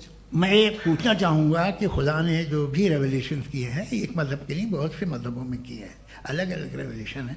कहीं कुछ एक बातें हैं, कॉन्ट्रडिक्शन भी है आपस में, कहीं कुछ आप कर सकते हैं, कहीं कुछ नहीं कर सकते। ऐसा नहीं है कि सबकी कोड ऑफ मॉरल एक है। तो ये किस्सा क्या है? अब आप ये देखिए कि मुझे कभी कभी लगता है कि जो फुटबॉल फाइनल होता है, लाखों लोग होते हैं, फिर वो टीवी कवर कर, करोड़ों लोग, अगर उसमें खुदा की एक बूमिंग आवाज़ आ जाती, मैं गॉड हूँ, तो सारे लोग अभी सुन लेते और टीवी पे भी सुन लेते, किस्सा खत्म होता। ये इतनी राजदारी क्या है कि तुम सामने कुछ तो सबूत दे दो हमें सॉलिड। ये कह साहब ये यूनिवर्स कैसे बनी, इससे मसला क्या हल होगा? मैं पूछूंगा आपसे खुदा कैसे बना? क्यों नहीं पूछूंगा कैसे बना? बल्कि वो तो कायनात से कहीं ज़्यादा इंटेलिजेंट है, कायनात से कहीं ज़्यादा कॉम्प्लेक्स। जी वो हमेशा से है। आप कहेंगे मैं मान लूँगा। अच्छा, दोयम वो कादिर मुतलक, यानी कादिर मुतलक का मतलब ओमनीपोटेंट, वो जो चाहे कर सकता है। आपको नौकरी दिलवा सकता है, आपकी अच्छी जगह शादी करवा सकता है, आपके पड़ोसी का मुकदमा हरवा सकता है, आपको जिता सकता है, सब काम करता है। थोड़ा सा माइक क्लोज। वो इस दुनिया को चला कैसे रहा है? ये दुनिया कैसे चल रही है? आपको इस पर हैरत नहीं होती? या क़यामत के बाद कभी एक जस्टिस होगा, जब ये बच्चा मर चुका होगा, जिसकी धज्जियाँ उड़ गई बम से, इसको इंसाफ मिलेगा, तब अच्छा, अब जवाब दूं? हाँ जी, दीजिए। मैं वही इसीलिए आप ही की तरफ। सबसे पहले आपने रेवलेशन और स्क्रिप्चर्स की बात की, इस पे मैं बात कर सकता हूं लेकिन आज नहीं करूंगा चूंकि वक्त कम है, कभी और इस पे डिस्कस करेंगे। मैं तैयार हूं उस पे भी बात करने के लिए। ये क्योंकि अभी हमारा से topic- राउंड 2 की भूमिका तय हो रही है। Does God exist round 2? जी, चूंकि आज गॉड के एग्जिस्टेंस पे बात है तो मैं उसी के रिलेटेड जो है आपके सवालात को एंटरटेन भी करूंगा और मैं भी पूछूंगा। आपने कहा कि आपने साबित ही नहीं किया, जबकि आर्ग्यूमेंट ऑफ कॉन्टिंजेंसी बुनियादी आर्ग्यूमेंट है। आप मुझे कॉन्टिजेंसी का मतलब बताइए, आपका मतलब क्या है कॉन्टिजेंसी? कॉन्टिंजेंसी का मतलब यह हुआ कि हर वो वजूद जो किसी भी चीज का पाबंद है, हर वो वजूद या हर वो चीज जो अपने एग्जिस्टेंस में किसी भी चीज के पाबंद है और उससे बाउंड है, उसको उसकी जरूरत है, उस पर डिपेंड करती है, तो जाहिर सी बात है कि उसका कोई ना कोई कॉज होता है। ये तो अक्ल की बात है। ये आप रीजनिंग की बात करते हैं, मैं वही कर रहा हूं। दूसरी चीज आपने ये बात कही कि इतने बिलियन लाइट ईयर्स दूर है, उसका मेरा क्या लेना देना। फिर मेरे ख्याल से आपको ये नहीं कहना चाहिए I think therefore I am an atheist. आपको सोचना चाहिए, सिर्फ आप एक लिमिटेड दायरे में रहकर नहीं सोचें बल्कि बाहर निकलकर सोचें। आपने तीसरा सवाल किया, आपने 2-3 सवाल एक साथ किए। ऐसी बातें ना कीजिए, कुछ लोगों को इतराज हो जाएगा आप पे कि आप कुछ भी सोचिए। ये इजाजत आपको है नहीं, मुझे है।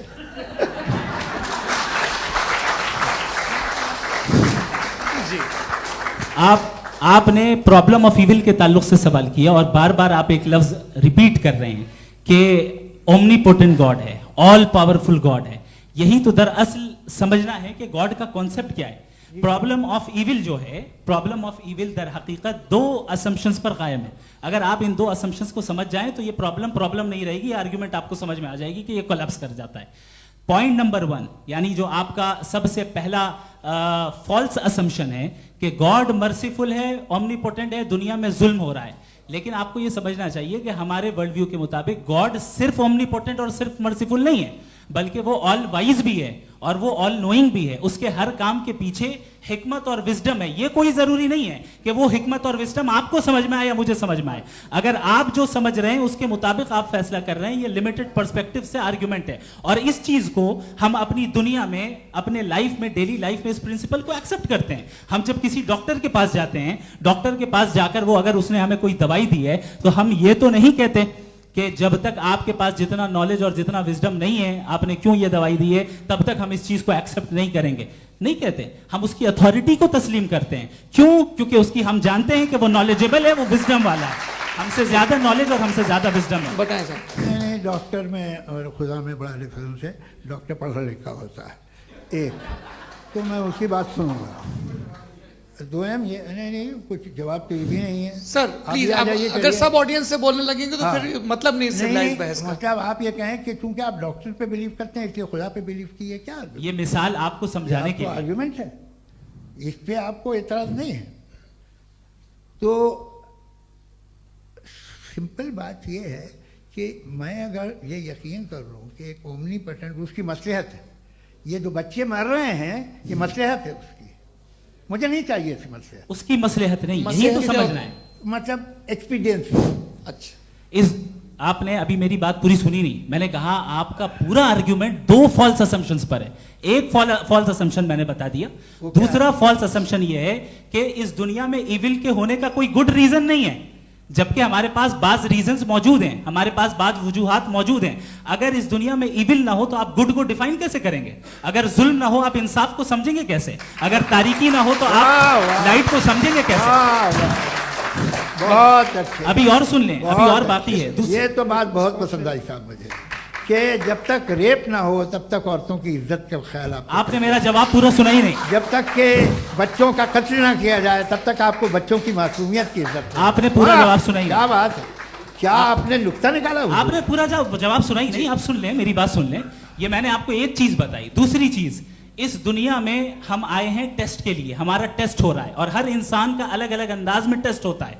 और इस दुनिया में अगर इविल मौजूद है तो वो इविल जरिया है हमारे अंदर ह्यूमन नोबल क्वालिटीज को डेवलप करने का और अलग अलग फील्ड में प्रोग्रेस करने का। और अगर हमारे अंदर और इस दुनिया में इविल नहीं होता तो बताइए टेस्ट का मतलब क्या होता? अगर मैं अपने स्टूडेंट को एमसीक्यूज दूं और उसमें सिर्फ राइट आंसर लिख कर दे दूं और कहूं तुम्हारा टेस्ट हो गया, ये मीनिंगलेस है। इस दुनिया में अगर हम टेस्ट के लिए आए हैं तो जाहिर है गुड एंड इविल दोनों मौजूद है। तो अगर गुड एंड इविल दोनों मौजूद है तो ये इविल भी खुदा का बनाया हुआ है? जी हाँ, खुदा का बनाया हुआ है। लेकिन अच्छा, चलो अच्छी बात। जी बिल्कुल, तो बिल्कुल खुदा ने बनाया। अभी तो ये है कि जो मेजॉरिटी है दुनिया में वो इविल है, तो ये खुदा एक्चुअली इविल के साइड पे लग रहा है मुझे। बिल्कुल भी नहीं, मैं बताता हूं। मेजॉरिटी में तो वो है। क्या बात कर रहे हैं भाई आप? मैं बहुत कोई भी जो मुंसिफ होगा, चाहे आपका अपना घर हो जिसके आप सबसे बड़े हैं, चाहे आपकी ऑर्गेनाइजेशन हो जो आप चलाते हैं, वहां पर आप इवल रखेंगे साबित करने को कि बाकी लोग शरीफ हैं? मेरी बात सुनिए। क्या ये आर्ग्यूमेंट ही गलत है? अगर कि जब तक के कोई इवल नहीं होगा तब तक के शरीफ आदमी शरीफ नहीं लगेगा। अगर एग्जामिनर गलत ऑप्शन दे रहा है तो एग्जामिनर इविल नहीं हो गया, जो गलत ऑप्शन को सेलेक्ट कर रहा है वो फेल होगा। क्रिएटर ने इविल को बनाया है लेकिन वो इविल नहीं है। अच्छा सुनिए मेरी बात, हाँ। Let me complete sir. जी जी। क्रिएटर ने इविल को बनाया है टेस्ट के लिए, वो इविल नहीं है। इविल वो होगा जो उसे इख्तियार करेगा। छुरी को बनाने वाला गलत नहीं होता है, छुरी का गलत इस्तेमाल करने वाला गलत होता है। रेप को कैसे गलत इस्तेमाल करते हैं? रेप इंसान के फ्री विल का नतीजा है। ये रेप कैसे गलत इस्तेमाल होता है? ये मुझे अब सुन ले, अब सुन ले। गलत इस्तेमाल होता हाँ मैं बता रहा हूँ ना, कैसे गलत इस्तेमाल? मैं बता रहा हूँ कि जो इविल इस दुनिया में मौजूद है उसके कई सारे तरीके हैं। एक तरीका इंसान का अपना फ्री विल है। अब अगर कोई रेपिस्ट रेप कर रहा है तो इसका गॉड का कसूर नहीं है, वो अपने फ्री विल का गलत इस्तेमाल कर रहा है, उसको सजा मिलनी चाहिए। अच्छा। और उसी के लिए जहन्नम बनाई गई है। ये फ्री विल का भी बड़ा चक्कर। आप जब कोई बुरा काम करते हैं या कोई बुराई होती है तो ये कहा जाता है कि ये फ्री विल है। 7 billion free wills are moving on this planet. 7 billion free will. और एक आदमी अपनी फ्री विल से मुझे कत्ल कर दे तो मैं खुदा की मर्जी से मरा हूं कि इसकी फ्री विल की वजह से? मेरी मौत खुदा के हाथ है या ये फ्री विल वाले के हाथ? खुदा ने फ्री विल का निजाम बनाया है और उस निजाम का गलत इस्तेमाल करके कोई आपको मार रहा है, इस्तेमाल करके मेरा कत्ल कर देता है। अब मेरी मौत का जिम्मेदार कौन है? वो इंसान जिम्मेदार है। वो इंसान जी। तो ये कहना कि और उसको सजा मिलेगी। तो अब आप आगे चलिए कि ये तय करना कि अल्लाह ही या खुदा ही जिंदगी देता है, खुदा ही मौत देता है, ये गलत है। बिल्कुल गलत नहीं है। हाँ, नहीं, निजाम उसी ने बनाया फ्री विल का। निजाम मौत और हयात का उसी ने बनाया। You are contradicting yourself. अभी आपने कहा कि एक आदमी ने फ्री विल से आपको मार दिया, इसमें उसे फ्री विल दी गई थी, उसने गलत इस्तेमाल किया। 7 billion free wills are moving on this planet और आप चाह रहे हैं कि मैं सिर्फ खुदा का ध्यान करूं। ये 7 बिलियन फ्री विल्स को मुझे लुक आफ्टर करना पड़ेगा कि नहीं? ये तो तबाहियां कर रही हैं और तबाहियां ज्यादा हो रही हैं। बिल्कुल। तो अगर आप बताएं अगर खुदा नहीं है फॉर एग्जाम्पल, तो आप इविल को कैसे डिसाइड करेंगे? यानी how can you define evil objectively without God? देखिए दुनिया में 2 तरह के जानवर हैं। एक जो अकेले रहते हैं जंगल में और एक जो ग्रुप्स में रहते हैं। ग्रुप में जो भी रहेगा, चाहे वो आपका फाउंडेशन हो, चाहे कोई क्लब हो, चाहे कोई पॉलिटिकल पार्टी हो, चाहे कोई यूनिट हो, उसमें आपको इंटरैक्ट करने के रूल बनाने पड़ेंगे। यानी लोग तय करेंगे। लोग तय करेंगे। अगर लोगों ने यह तय किया कि किसी का रेप करना सही है, आप जस्टिफाई करेंगे? नहीं, आपका फाउंडेशन तो ये हो गया ना कि लोग ही विल डिसाइड करेंगे। नहीं। अरे दुनिया में ऐसे ग्रुप्स हैं जो रेप को जायज़ मानते हैं सर्टेन हालात में। मैं डिटेल में नहीं जानूंगा, आप भी जानते हैं। ये जो आईसिस वाले थे इन्होंने क्या किया था, तो उन्होंने क्या किया उसका खुदा से कोई ताल्लुक नहीं है सर। मैंने सिंपल सवाल किया कि इविल को आप डिफाइन करते कैसे हैं? आइए वापस आइए जी। आप साथ में तभी रह सकते हैं जब कुछ आप ऐसे उसूल डेवलप करें जिसमें हर एक का बेसिक तहफ़्फ़ुज़, हर एक का बेसिक राइट हो और हर एक को कोई आराम मिले। यही तरीका है किसी भी ऑर्गेनाइजेशन जिसमें एक से ज़्यादा लोग हैं और वो ऐसे चलती है ज़िंदगी। उसमें अगर आप गड़बड़ करेंगे तो तबाही होगी, नुकसान होगा, बर्बादियाँ आएंगी। और अगर उसमें आप घर ले लीजिए ना, एक हस्बैंड है, एक वाइफ है, बच्चे हैं, वालदा भी हैं, 2 बहनें भी हैं, एक भाई भी है। अब इसमें कोई निज़ाम आपको चाहिए साथ में रहने का, और एक दूसरे पे भरोसा रहे, एक दूसरे के बहीख्वाह हों, एक दूसरे की मदद करें, ऐसी जिंदगी। सर आपकी बात आ गई, आप ये कह रहे हैं कि लोग डिसाइड करेंगे क्या सही है क्या गलत है, यही है? मेजॉरिटी डिसाइड करेगी क्या सही है क्या गलत है? अरे भाई बिल्कुल। मेजॉरिटी अगर ये कहे कि नाजी जर्मनी के साथ जिस तरह मेजॉरिटी थी कि जेनोसाइड करना सही है, आप जस्टिफाई करेंगे? उस वक्त आपका ये सवाल सिर्फ उसके बाद क्लोजिंग। हाँ, उस वक्त प्लेनेट पे जो लोग थे, उनमें कितने लोग हिटलर को सही समझते? अच्छा, प्लेनेट की मेजॉरिटी तय करेगी, सोसाइटी की नहीं। प्लेनेट की मेजॉरिटी गॉड के एग्जिस्टेंस को सही मानती है, आप क्यों नहीं मानते? ये हेलो ये क्रॉस क्वेश्चन का राउंड यहाँ पर समाप्त होता है। और ये बड़ा अच्छा है कि इस तरह से फ्रेगमेंट कर दिया गया है ताकि जो मरकरी ऊपर जा रहा है नीचे जवाब दे दूं जी। प्लेनेट की ज़्यादातर मेजॉरिटी कुछ दूसरे मजहबों के खुदा को मानती है। आप उन्हें क्यों नहीं, आप तो मेजॉरिटी की बात कर रहे हैं। अच्छा, ये क्लोजिंग आप ये कह रहे हैं इविल और गुड को डिसाइड मेजॉरिटी करेगी, मेजॉरिटी जो कर दे वो सही हो जाएगा। क्लोजिंग इसको जैसा आप ही लोगों ने तय किया है उसी फॉर्मेट को फॉलो कर लेते हैं। हाँ भाई, मैंने तो भले लोगों पे एतबार किया और तब मॉडरेशन तय किया जी। आपके पास 5 मिनट का वक्त है, क्लोजिंग आर्ग्यूमेंट है, उसके बाद हम ऑडियंस से क्वेश्चन आंसर लेंगे जावेद साहब के क्लोजिंग आर्ग्यूमेंट के बाद। ओके, बहुत शुक्रिया जी। हमारा जो टॉपिक है डज गॉड एग्जिस्ट, मैं इस पे इतने एकेडमिक तैयारी करके आया था, मुझे था कि मैंने सोचा था कि कई सारे मैं आर्ग्यूमेंट्स दूंगा, लेकिन वक्त की भी किल्लत और जावेद साहब बार बार इधर उधर चले जा रहे थे तो उसको भी थोड़ा एंटरटेन करना पड़ गया। डज गॉड एग्जिस्ट पे मैं एक ही आर्ग्यूमेंट दे पाया। आर्ग्यूमेंट्स बहुत हैं और डेफिनेटिव आर्ग्यूमेंट्स हैं, और मेरे आर्ग्यूमेंट को किसी एक राउंड में भी इन्होंने एंटरटेन नहीं किया और रेफ्यूट नहीं किया, एक राउंड में भी नहीं, एक राउंड में भी नहीं। और ना ही अभी आपका क्लोजिंग आर्ग्यूमेंट आएगा, नहीं, वो बता देना। Argument of contingency sir. अरे मैं आपसे कई बार कह चुका हूं कंटीजेंसी का मतलब अब मैं कैसे समझाऊं आपको? आपस में हाँ, आप और कितने आसानी से समझाऊं मैं, मुझे तो नहीं समझ में आ रहा है। आप अपनी आर्ग्यूमेंट ऑफ कंटीजेंसी उर्दू में बोल सकते हैं। हाँ, आप अपनी बात पूरी कर लें जी, आखिरी 4 मिनट। दूसरी चीज, just a minute please ma'am, can I talk? दूसरी चीज ये है कि आपने एक तो इसका जवाब नहीं दिया, दूसरा आपने गॉड के ना होने पर कोई डेफिनेटिव आर्ग्यूमेंट नहीं दिया, सिर्फ मजहब पे बात कर रहे हैं आप। मजहब तो आज हमारा टॉपिक ही नहीं था, आज तो हमारा टॉपिक हो, आप मजहब से ले लेकर आईएस तक चले गए। भाई हमारा क्या ताल्लुक है उससे? We condemn them. और उसका गॉड से क्या ताल्लुक है? अगर कोई गलत काम कर रहा है, किसी ने किसी को कत्ल किया, किसी ने किसी का रेप किया, उसको सजा मिलनी चाहिए। और आपके पास कोई भी rational strong foundation of morality नहीं है।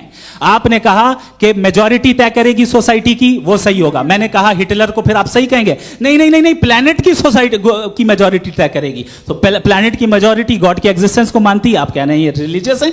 तो यानी आपके पास कोई स्ट्रॉन्ग फाउंडेशन नहीं है ऑब्जेक्टिव मोरालिटी का। ऑब्जेक्टिव मोरालिटी का अगर कोई फाउंडेशन है तो वो सिर्फ गॉड है, गॉड है, गॉड है। थैंक यू जी।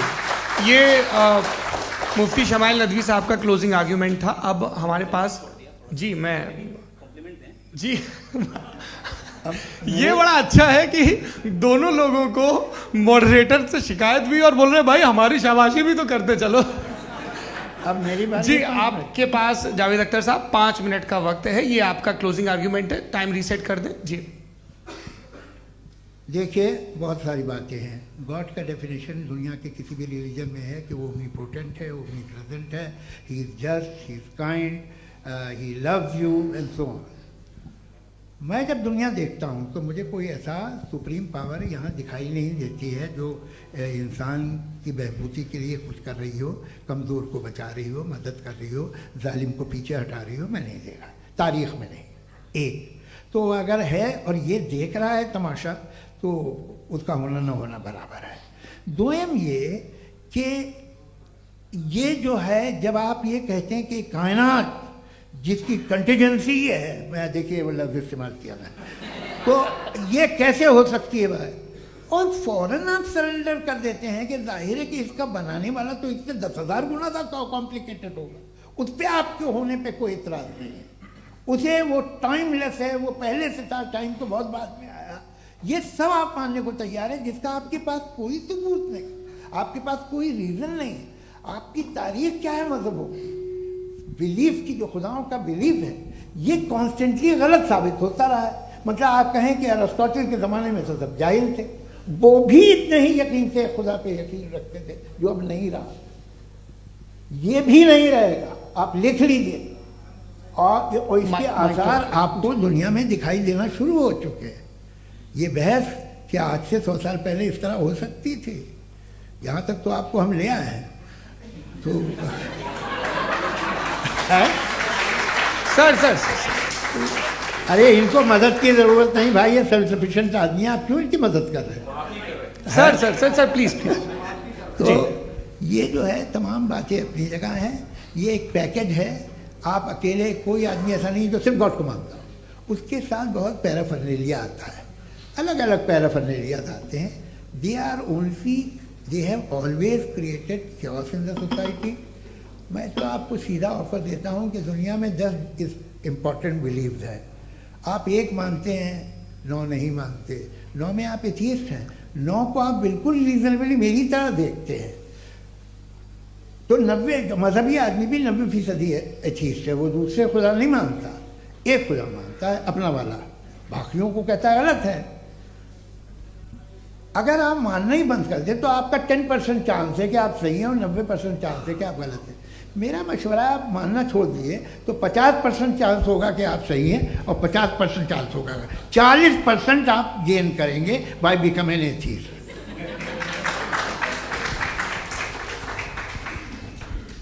ये एक फरसूदा ख्याल है, ये ख़त्म हो रहा है। हो सकता है मेरी ज़िंदगी में ना हो, लेकिन ये हो जाएगा। जो बातें ये इनको आप मेटाफिजिकल, ये वो ऐसे रिस्पेक्टेबल टर्म दे दिए, ये तो उन लोग के हैं जिन्हें ना फिज़िक्स मालूम थी ना मेटा मालूम था, ये उन्होंने आपको दिए हैं। जी बहुत शुक्रिया आप दोनों लोगों का। और अब इस बातचीत का आखिरी राउंड शुरू होगा, डज गॉड एग्जिस्ट की ये बहस मुफ्ती शमाइल नदवी और जावेद अख्तर साहब के बीच। आप लोग अपने अपने हाथ ऊपर करेंगे, मैं यहाँ से तय करूँगा। और माइक हमारे पास है क्या? एक ही माइक है ऑडियंस के लिए? 2 माइक है, एक इस तरफ एक इस तरफ, ठीक है। तो जी सबसे पहले हमारी सहयोगी हैं मारिया शकील जी, पूछिए सवाल। थोड़ा सा रुकेंगे ताकि कैमरे का फ्रेम आप पर आ जाए, आपकी तो प्रैक्टिस है टीवी की। जी नदवी साहब, मैं खुदा को मानती हूँ, पहले मैं इसी प्रमाइस से शुरू कर रही हूँ और ये बता रही हूँ आपको, मैं मानती हूँ। लेकिन कुछ सवाल हैं जो जावेद साहब ने उठाया, उसका जवाब आपको देना चाहिए। पहला सवाल ये कि गज़ा में सालों से छोटे बच्चे मर रहे हैं, वो उनको, अगर खुदा मर्सीफुल है, हम मानते हैं कि अल्लाह ताला में बहुत ताकत है, तो वो बच्चे क्यों मर रहे हैं? दूसरी बात ये कि अगर कंटिजेंसी की जो आप बात करते हैं, पूरे मुस्लिम ममालिक मिल करके भी उन गज़ा के बच्चों को क्यों नहीं बचा पा रहे हैं? क्योंकि अगर वो चाहते, क्योंकि अल्लाह ताला उन पर हुकूमत करते हैं, सब पर हुकूमत करते हैं, तो वो उनको क्यों नहीं बचा? जी थैंक यू वेरी मच। बहुत अच्छा किया आपने इस चीज़ को जिक्र कर दिया, मैं इसको और अच्छे से एक्सप्लेन करने की कोशिश करता हूँ। देखें, जहाँ तक आपने कहा कि गज़ा के बच्चों को मारा जा रहा है, देखें 2 वर्ल्ड व्यू है, एक एथिस्टिक वर्ल्ड व्यू, एक थीस्टिक वर्ल्ड व्यू है। बच्चे मर रहे हैं दोनों वर्ल्ड व्यू में, लेकिन हमारा वर्ल्ड व्यू कह रहा है कि रिकॉम्पेंस है, ये कह रहे हैं कि उनका मरना बेकार जाने वाला है, कोई उसका रिकॉम्पेंस नहीं है, चूंकि इनके यहाँ आखिरत और अल्लाह का कोई तसव्वुर या गॉड का कोई तसव्वुर नहीं है। आपने ये सवाल किया कि गॉड मर्सीफुल है, क्यों नहीं रोकता? ये मैंने बताया कि ये मिसकंसेप्शन है लोगों के दरमियान कि गॉड को सिर्फ मर्सीफुल और ओमनीपोटेंट समझते हैं। गॉड के सिर्फ यही 2 एट्रीब्यूट्स नहीं हैं, गॉड के कई सारे एट्रीब्यूट्स हैं, उनमें से अल हकीम भी है, उनमें से ऑल वाइज भी है, ऑल नोइंग भी है। लिहाजा अगर इस दुनिया में किसी को तकलीफ आ रही है और गॉड उसको नहीं रोक रहा है, वो इसलिए नहीं रोक रहा है चूंकि इंसानों को फ्री विल दिया गया है। ठीक इसी तरीके से अगर एक डॉक्टर किसी छोटे बच्चे को इंजेक्शन लगा रहा है, उसे तकलीफ पहुंच रही है, उसके लिमिटेड पर्सपेक्टिव के एतबार से ये गलत हो रहा है और डॉक्टर बुरा है, लेकिन जब आप ब्रॉडर पिक्चर को देखेंगी, आपके और हमारे पास सिर्फ एक पिक्सल है, हमें इतना नजर आ रहा है कि गजा में कत्ल हो रहा है, लेकिन इसके पीछे कितना रिकॉम्पेंस उनको मिलने वाला है, पूरा पिक्चर गॉड के पास है। तो एक पिक्सल से आप पूरे पिक्चर को कभी भी जज नहीं कर सकती। आप इसमें कुछ जोड़ना चाहेंगे? आपको कुछ बोलना है इसमें? भैया आपने बहुत अच्छा जस्टिफिकेशन दिया। या आप वो जो वहाँ के प्राइम मिनिस्टर इजराइल के उन्हें भेजिए, वो बहुत खुश होंगे। आप जस्टिफिकेशन दे देना कि अगर गॉड नहीं है तो बच्चे क्यों मर रहे हैं, आप बताएं। वो ये सवाल पूछ रहे हैं कि अगर आप ईश्वर का अस्तित्व नहीं मानते हैं तो उन बच्चों की मौत को आप कैसे इंटरप्रेट करते हैं? भाई ये दुनिया जो है, जो ताकतवर लोग होते हैं वो एक नाइंसाफी करते हैं। तो ये अच्छा काम है आपके नजदीक, तो नेचर नाइंसाफी पे मबनी है। अरे मेरे भाई, आप नेचर की कहाँ बात कर रहे हैं, तो इंसान की बात जी, कर ये तो फिर जब मैं इंसान की बात कर रहा था आप नेचर की बात करने लग क्रॉस गए। एग्जामिनेशन नहीं। हाँ, अब आप मुझे बोलने नहीं देंगे तो अलग बात है, आप बोलिए, मुझे कोई जल्दी नहीं। जी नहीं, ये क्रॉस एग्जामिनेशन मुझे बोल तो लेने दीजिए। जी, बोलिए। क्या बात ये है कि ह्यूमन सोसाइटी तभी साथ में रह सकती है जब वो मोहब्बत से, एकता से, एक दूसरे के एहतराम करके रहे। इसके अलावा पॉसिबल नहीं है, अकेले तो इंसान रह नहीं सकता। वहाँ पर कुछ लोग हैं जो फाउल करते हैं। वो फाउल हमेशा से तारीख में होता आया है। आज ये हो रहा है, जो हो रहा है बहुत बुरा हो रहा है, बहुत जालिमाना है, बहुत जाबराना है। उसको आप कहें कि ये बच्चों को कॉम्पनसेशन मिल जाएगा या इसकी इंजेक्शन है, इंजेक्शन तो हेल्थ के लिए दिया जाता है। आप ये कह रहे हैं कि ये बच्चों की जो धज्जियां उड़ रही हैं ये इंजेक्शन है, ये टेस्ट है, ये टेस्ट है, और उस टेस्ट में उनको ऐसा रिकॉम्पेंस मिलेगा जो आपके तस्वुर के बाहर है। ये आप 3 बरस के बच्चे को बारूद से उड़ा के टेस्ट ले रहे हैं। वाह, वो नहीं ले रहा है, खुदा नहीं उड़ा रहा है, इजराइल उड़ा रहा है। जी, ये तो उसको कंडेम अगला सवाल लेते हैं प्रोफेसर पुरुषोत्तम अग्रवाल। मुफ्ती साहब, एक निवेदन आपसे है कि कम से कम थोड़ा सा माइक क्लोज एक रिलीजियस और फिलोसफिकल मैं प्लीज, एक रिलीजियस और फिलोसफिकल ट्रेडिशन है जो ब्रह्मांड को यानी यूनिवर्स को ही अंतिम मानती है। सर्वम खलु इदम ब्रह्मम, this is Chandogya Upanishad, and it completely rules out the existence और नेसेसिटी, आपके शब्दों में necessity of a creator. The creation itself is the creator. तो एक मिनट प्लीज। दूसरा जो सवाल आपने अभी, जो आप बार बार कह रहे हैं कि भगवान विद्वान भी है, वाइज, सब जानने वाला, तो अगर विजडम में दुनिया भर के पापों और अत्याचारों को बर्दाश्त करना शामिल है, तो फिर इसका मतलब ये हुआ कि अगर मैं फ्री विल से उसको अपोज करता हूं तो ईश्वर की विजडम और मेरी फ्री विल में कॉन्ट्राडिक्शन है। Because when I am opposing whatever is happening in Gaza, then I am opposing the God's will और गॉड्स विजडम। जवाब लेते हैं, क्योंकि तो गॉड की विजडम, एक मिनट सर प्लीज सर, ये एक जुमला, गॉड की विजडम है कि गाजा में जो कुछ हो रहा है वो हो रहा है, मैं उसका अपोज कर रहा हूं, तो मैं गॉड की विजडम के खिलाफ जा रहा हूं। एक सवाल। दूसरा ये नहीं, आपने 2 ऑलरेडी। सर आप और सवाल कर लें, लेकिन मुझे 2 जवाब दे। पहले आपने ये कहा, सुनिए मेरी बात सुनिए। इजराइल के गॉड के मुताबिक तुम्हारा ठीक हो रहा है ना? नहीं हो रहा है, ठीक नहीं हो रहा है, मैं बता रहा हूं क्या हो रहा है। आप तशरीफ रखें, मैं बता रहा हूं क्या हो रहा है। Late me complete please. एक सेकंड गाइस, एक सेकंड। ये देखिए, ऐसा है कि ये सब बड़ा आपस में विचार विमर्श के बाद ये तय हुआ था कि कुछ नियम बना लिए जाएं ताकि एक टाइम बाउंड बातचीत चले। और भाई साहब, आप बड़ा जरूरी काम कर रहे हैं, लेकिन कैमरे के फ्रेम में आके उस काम को गड़बड़ कर दे रहे हैं। ठीक है गुरु, अब मेरे को कहीं का गुस्सा कहीं निकालना था, सॉरी। नहीं, कोई गुस्सा नहीं है जी। तो प्रोफेसर ने सवाल पूछे, आप उनके जवाब दें, और थोड़ा ये सब लोग थोड़ा ख्याल रखें भाई, सवाल संक्षिप्त रखें जी। आपने 2 सवाल किया।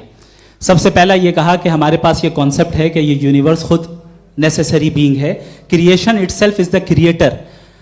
हाउ इरैशनल इज दिस कि मैं एग्जिस्ट करूंगा बाद में, लेकिन अभी एग्जिस्ट कर भी रहा हूं, यानी एक ही टाइम में एग्जिस्ट भी कर रहे हैं, नहीं भी कर रहे हैं। This is not true.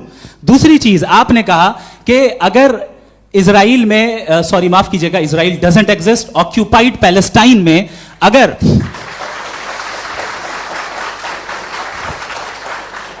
Occupied Palestine में बच्चों को मारा जा रहा है फ्री विल की वजह से और गॉड नहीं रोक रहा, ये कॉन्ट्रडिक्शन है। ये बताइए कि एक एग्जाम में एक बच्चा गलत आंसर लिख रहा है, सुनिए, एग्जामिनर चाहे तो रोक सकता है, क्यों नहीं रोक रहा है? ये कॉन्ट्रडिक्शन है या कॉन्ट्रडिक्शन नहीं है? नहीं सर, ये आपस में ये क्या आपका सवाल? माइक दीजिए। फ्री विल दिया गया है टेस्ट के लिए, अकाउंटेबिलिटी के लिए। अगर फ्री विल नहीं होता तो आप कहते हैं हमें रोबोट बना दिया गया। नॉट मिसरिप्रेजेंट माय पोजीशन, आपकी जो भी पोजीशन, मैं अपनी फ्री विल के नाते, अपने ह्यूमन विजडम के नाते गाजा में हो रही अत्याचार का विरोध करता हूं। बिल्कुल करना चाहिए। आपके हिसाब से मैं गॉड की विजडम का विरोध कर रहा हूं? बिल्कुल नहीं, समाज हो रहा है गॉड, बिल्कुल भी नहीं, बिल्कुल भी नहीं। उसका वहां पर गाजा में कत्ल होना ये इंसानों के गलत इस्तेमाल का नतीजा है, फ्री विल के इस्तेमाल का नतीजा है। गॉड इसका हुक्म नहीं देता, उससे रोकता है। यही तो मसला है ना। आपके लिए कॉन्सेप्ट क्लियर? नहीं भाई, आपने तो बताया था इंजेक्शन लगाने से बच्चे को तकलीफ होती है, ये इंजेक्शन लगा। सर आप ऐसे रेटोरिक स्टेटमेंट दे तब तो कोई मसला नहीं समझते रहेंगे। This is a rhetoric statement, this is not a logical argument sir. I am sorry, I am sorry. आखिरी 30 मिनट बड़े मुश्किल होने वाले हैं। जी मुफ्ती साहब आगे बैठे हैं, इनको माइक दीजिए। हाँ तरुण, माइक आप अपने पास रखिए, आपको कैमरे का फ्रेम पता है। जी सबसे पहले दोनों को मुबारकबाद। एक सर अपना आप नाम बता दें। आप अमेरिका में शिकागो में रहते हैं, इतना मुझे याद है। बताया आपको, यासिर नदीम अलवाजदी मेरा नाम है। जावेद सर आपसे एक क्वेश्चन है इन्फिनिट रिग्रेस के ताल्लुक से। एक हाइपोथेटिकल सिनेरियो है, मसलन अगर आप सर माइक थोड़ा सा प्लीज क्लोज रखिए। जी अगर आप शायर इसलिए हैं कि आपके कोई उस्ताद शायर थे, और वो इसलिए शायर थे कि उनके कोई उस्ताद शायर थे, और इसी तरीके से हम माजी में पीछे चलते चलते चले जाएं और कहीं ना रुके, तो माफ कीजिएगा आप कभी शायर नहीं हो सकते। लेकिन आप शायर हैं, आपका शायर एग्जिस्ट करता है, इसका मतलब ये है कि आप कहीं ना कहीं रुके हैं। तो मेरा सवाल ये है कि क्या आप इन्फिनिट रिग्रेस ऑफ कॉजेस को लॉजिकल फैलेसी मानते हैं या नहीं मानते? हाँ या ना? मैं इन्हें लॉजिकल फैलेसी नहीं मानता हूँ, लेकिन मेरा प्रॉब्लम यह है कि जब मैं नहीं मानता हूँ तो I will continue with this logic जो फैलेसी नहीं हो। आप एक जगह रुक जाते हैं जाके, आप कहते हैं ये गेंद कैसे बनी, ये जजीरा कैसे बना, ये समंदर कैसे बना, ये ज़मीन कैसे बनी, और अचानक गॉड पे जाके आपको ब्रेक लग जाता है। एक बार आप सवाल नहीं करते कि भाई इनको बनाने वाला तो इनसे भी कॉम्प्लिकेटेड होगा, वो कैसे बना, उसके बारे में आपने इत्मीनान कर लिया, वो हमेशा से है। तो अगर आप उसे हमेशा से मानते हैं तो फिर ये मान लीजिए कि कायनात हमेशा से, क्या तकलीफ? फिर हम वजूद में नहीं आते जी हैं? हम मौजूद नहीं। अच्छा सर क्यों नहीं होता? मैं बताऊंगा प्लीज। जैसे मैंने मिसाल दी आपके शेर, आपका शेर कभी वजूद में ना आता अगर शायर इसी तरह चलते रहते हमेशा। जी माइक मेरे ख्याल से एक इन्फिनिट रिग्रेस का कॉन्सेप्ट क्लियर नहीं हो पाया। ऐसे रहने दें, लेट्स मूव ऑन सर। ठीक है। हाँ थोड़ा सा मॉडरेटर का भी ख्याल रखें। नहीं आपने तो रखा है, आपने रखा है। यहाँ पे गौहर रजा साहब हैं, वो भी एक सवाल पूछना चाहते हैं। माइक नीचे से ऑन कर दिए नीचे। पहले तो ये कह दूं कि मैं उन बच्चों से शर्मिंदा हूं जिनको गजा में कत्ल किया गया, क्योंकि हमारे होते हुए कत्ल किया गया। लेकिन उससे ज़्यादा शर्मिंदगी इस बात से हुई कि मुझे लगा कि मुफ्ती साहब उसको जस्टिफाई कर रहे हैं। बिल्कुल भी नहीं। आप बहुत ही गलत। मुझे लगा मैं गलत हो सकता हूं। बिल्कुल गलत। मैं सवाल पूछ रहा हूं, मैं सवाल पूछ रहा हूं। मैं जावेद भाई से डिसएग्री करता हूं। एक सेकंड देखिए, अगर देखिए ऐसा एक सेकंड आप सर वेट अरे आप कुछ मेरे पहले मुझे अपनी बात क्या लेने दीजिए। अगर ऑडियंस तय करेगी तो फिर मॉडरेटर का मतलब नहीं। मेरा आप सबसे ये कहना है, ये बहस दो लोगों के बीच में है, एक तरफ मुफ्ती साहब, एक तरफ जावेद साहब। पिछले 1.5 घंटे से ये लोग अपने अपने तर्क रख रहे हैं। आपकी इनसे इत्तेफाकी हो सकती है, ना इत्तेफाकी हो सकती है। मेरे उस्ताद मुझे सिखा गए हैं कि मुखामुखम में असहमति की गुंजाइश बची रहनी चाहिए। अगर मैं आपकी बहुत इज्जत करता हूं गौहर साहब, आपने जो कमाल की किताबें लिखी, साइंटिफिक टेम्परामेंट, लेकिन मेरी ये गुजारिश है आप सबसे कि यदि आप इन लोगों ने जो बोला उन पर टिप्पणियां करेंगे तो ना वक्त की पाबंदी रहेगी ना वो अनुशासन। आप सवाल पूछ लें, उस सवाल में जो बात आ जाए वो आ जाए। मैं जावेद साहब से डिसएग्री करता हूं, इसलिए जावेद साहब से सवाल पूछ रहा हूं। आपका सवाल जावेद अख्तर साहब से। और सवाल ये है मेरा कि जावेद साहब ने कई बार लॉजिक का इस्तेमाल किया कि साइंस में लॉजिक है और रिलीजन में लॉजिक नहीं है। मेरा ख्याल ये है कि रिलीजन में भी लॉजिक है, लेकिन उस लॉजिक की बेसिस ये है कि आप रुक जाते हैं, जिसका जिक्र जावेद साहब ने बार बार किया। यानी खुदा के तसव्वुर पे आते हुए, गॉड के तसव्वुर पे आते हुए रुक जाते हैं। और इसमें सवाल पूछना मतलब फॉरबिडन होता है। सवाल यह है कि क्या जावेद साहब इससे अग्री करते हैं कि साइंस की लॉजिक अलग है और रिलीजन की लॉजिक अलग है। बताइए सर। देखिए, तीन चीज़ें हैं, साइंस है, एक है मंतिक है, इस्तिदलाल है, और एक जो है कुछ भी नहीं है, फेथ है, अकीदा है। मैं अकीदे की लॉजिक का कायल नहीं हूँ। मुझे आप इस्तिदलाल से, लॉजिक से, रीज़न से समझाइए, मैं मानने को तैयार हूँ, मेरा क्या नुकसान होगा। लेकिन ये कि अकीदे पे मैं नहीं जा सकता हूँ। अकीदे का मतलब है कि तुम ये मान लो, सवाल ना करो, ये नहीं। आप सारी बातें करके, बड़ी साइंटिफिक बातें करके एक जगह जाके खुदा के वजूद पे रुक जाते हैं, सरेंडर कर देते हैं। मैं सरेंडर करने को तैयार नहीं। That's all. जी, ये आगे सर बैठे हुए हैं, इनको माइक दीजिए। भाई वो आप पूछना चाह रहे थे ना भाई? हाँ, नहीं मैं ये थैंक यू जी। आपका नाम? आसिम इफ्तिखार। आसिम जी, पूछिए।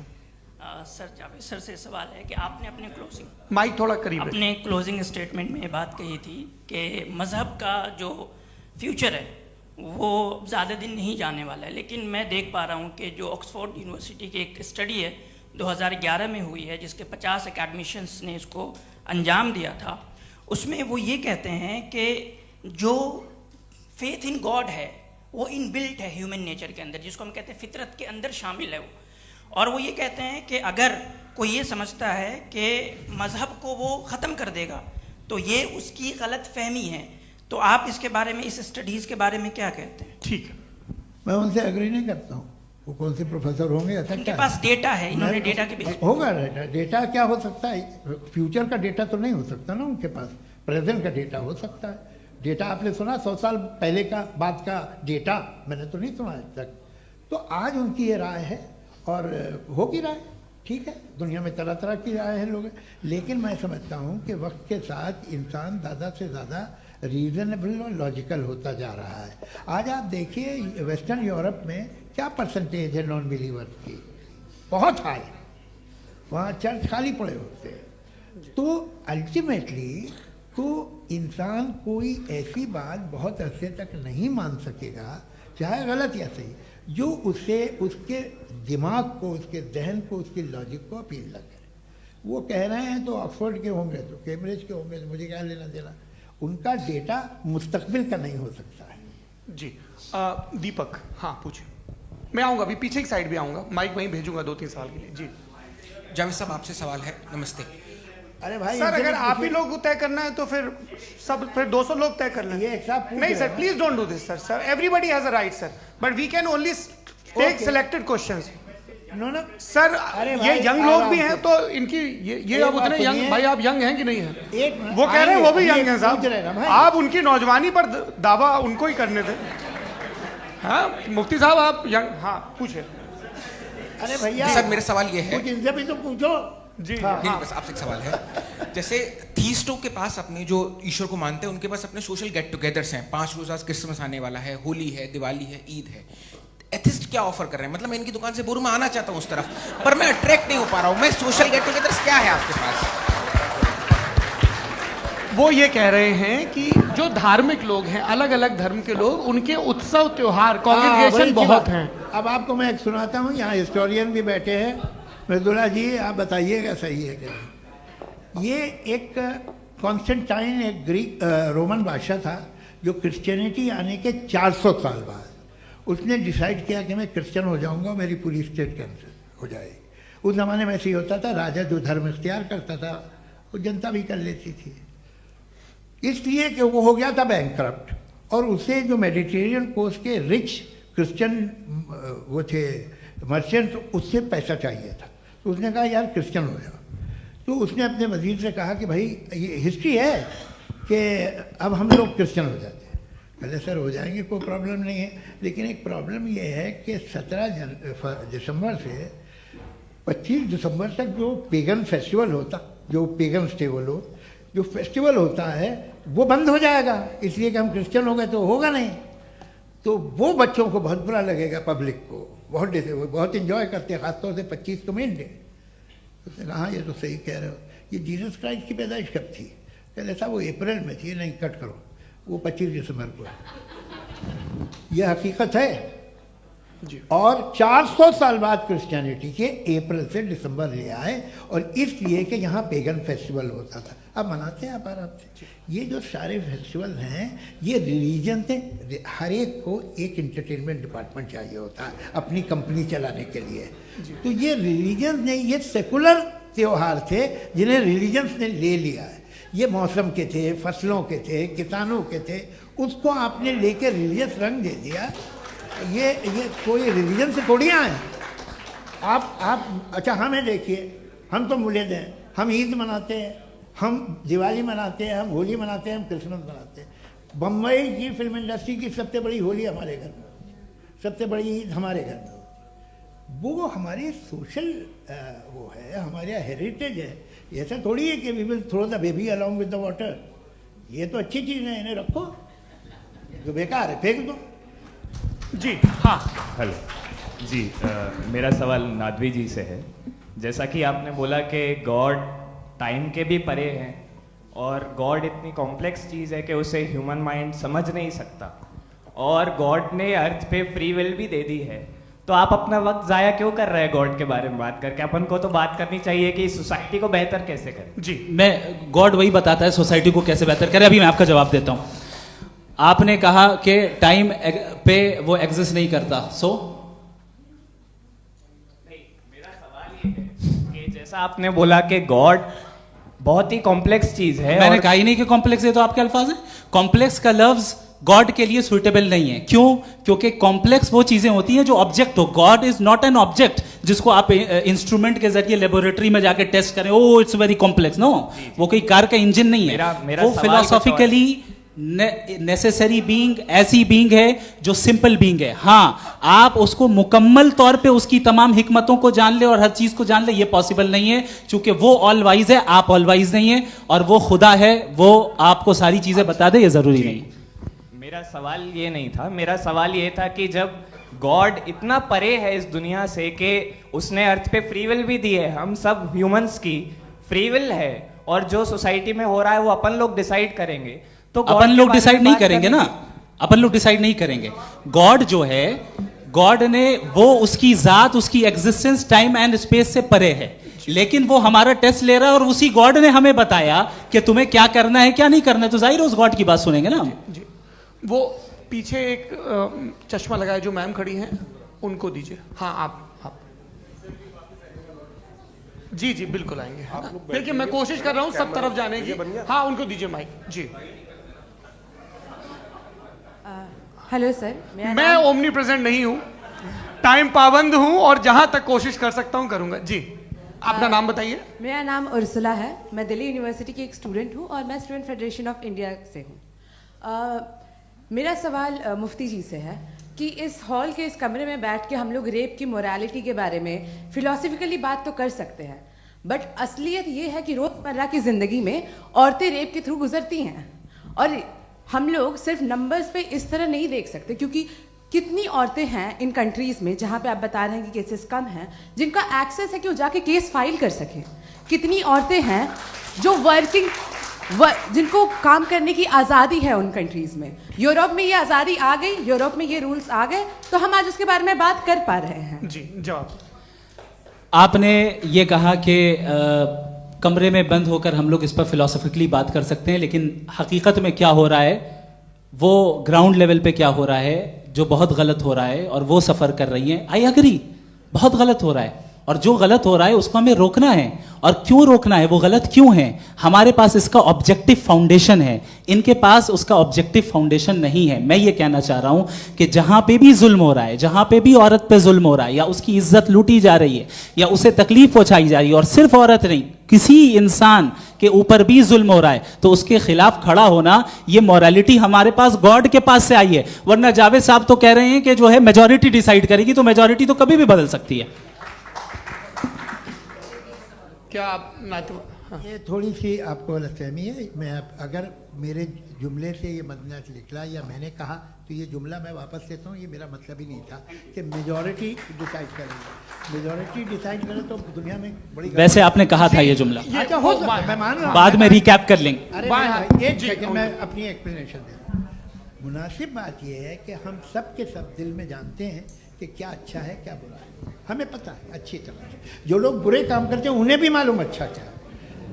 यही तो सवाल था हजरत कि फिर ये मोरालिटी आई कहाँ से? क्रॉस एग्जामिनेशन, हाँ जी हाँ। मोरालिटी साथ रहने की डिजायर से आई, यानी साथ रहकर जो कुछ कह दे जो कुछ कर दे वो हो जाएगा? नहीं नहीं, तो आप कायदे से रही कर सकते हैं जब तक लोगों में मोरालिटी हो, वरना क्यास हो जाएगा। ये आपको कैसे पता?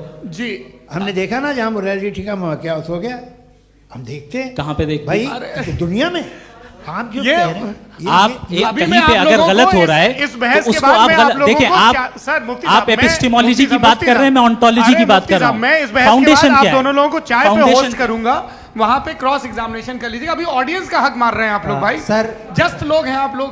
और ये भाई ये हाँ बच्चे उधर आएंगे, उधर इनको आएंगे। जी सर आएंगे आएंगे। अच्छा सर मेरा नाम लईकुर रहमान है और मैं अलीगढ़ मुस्लिम यूनिवर्सिटी का स्टूडेंट हूँ।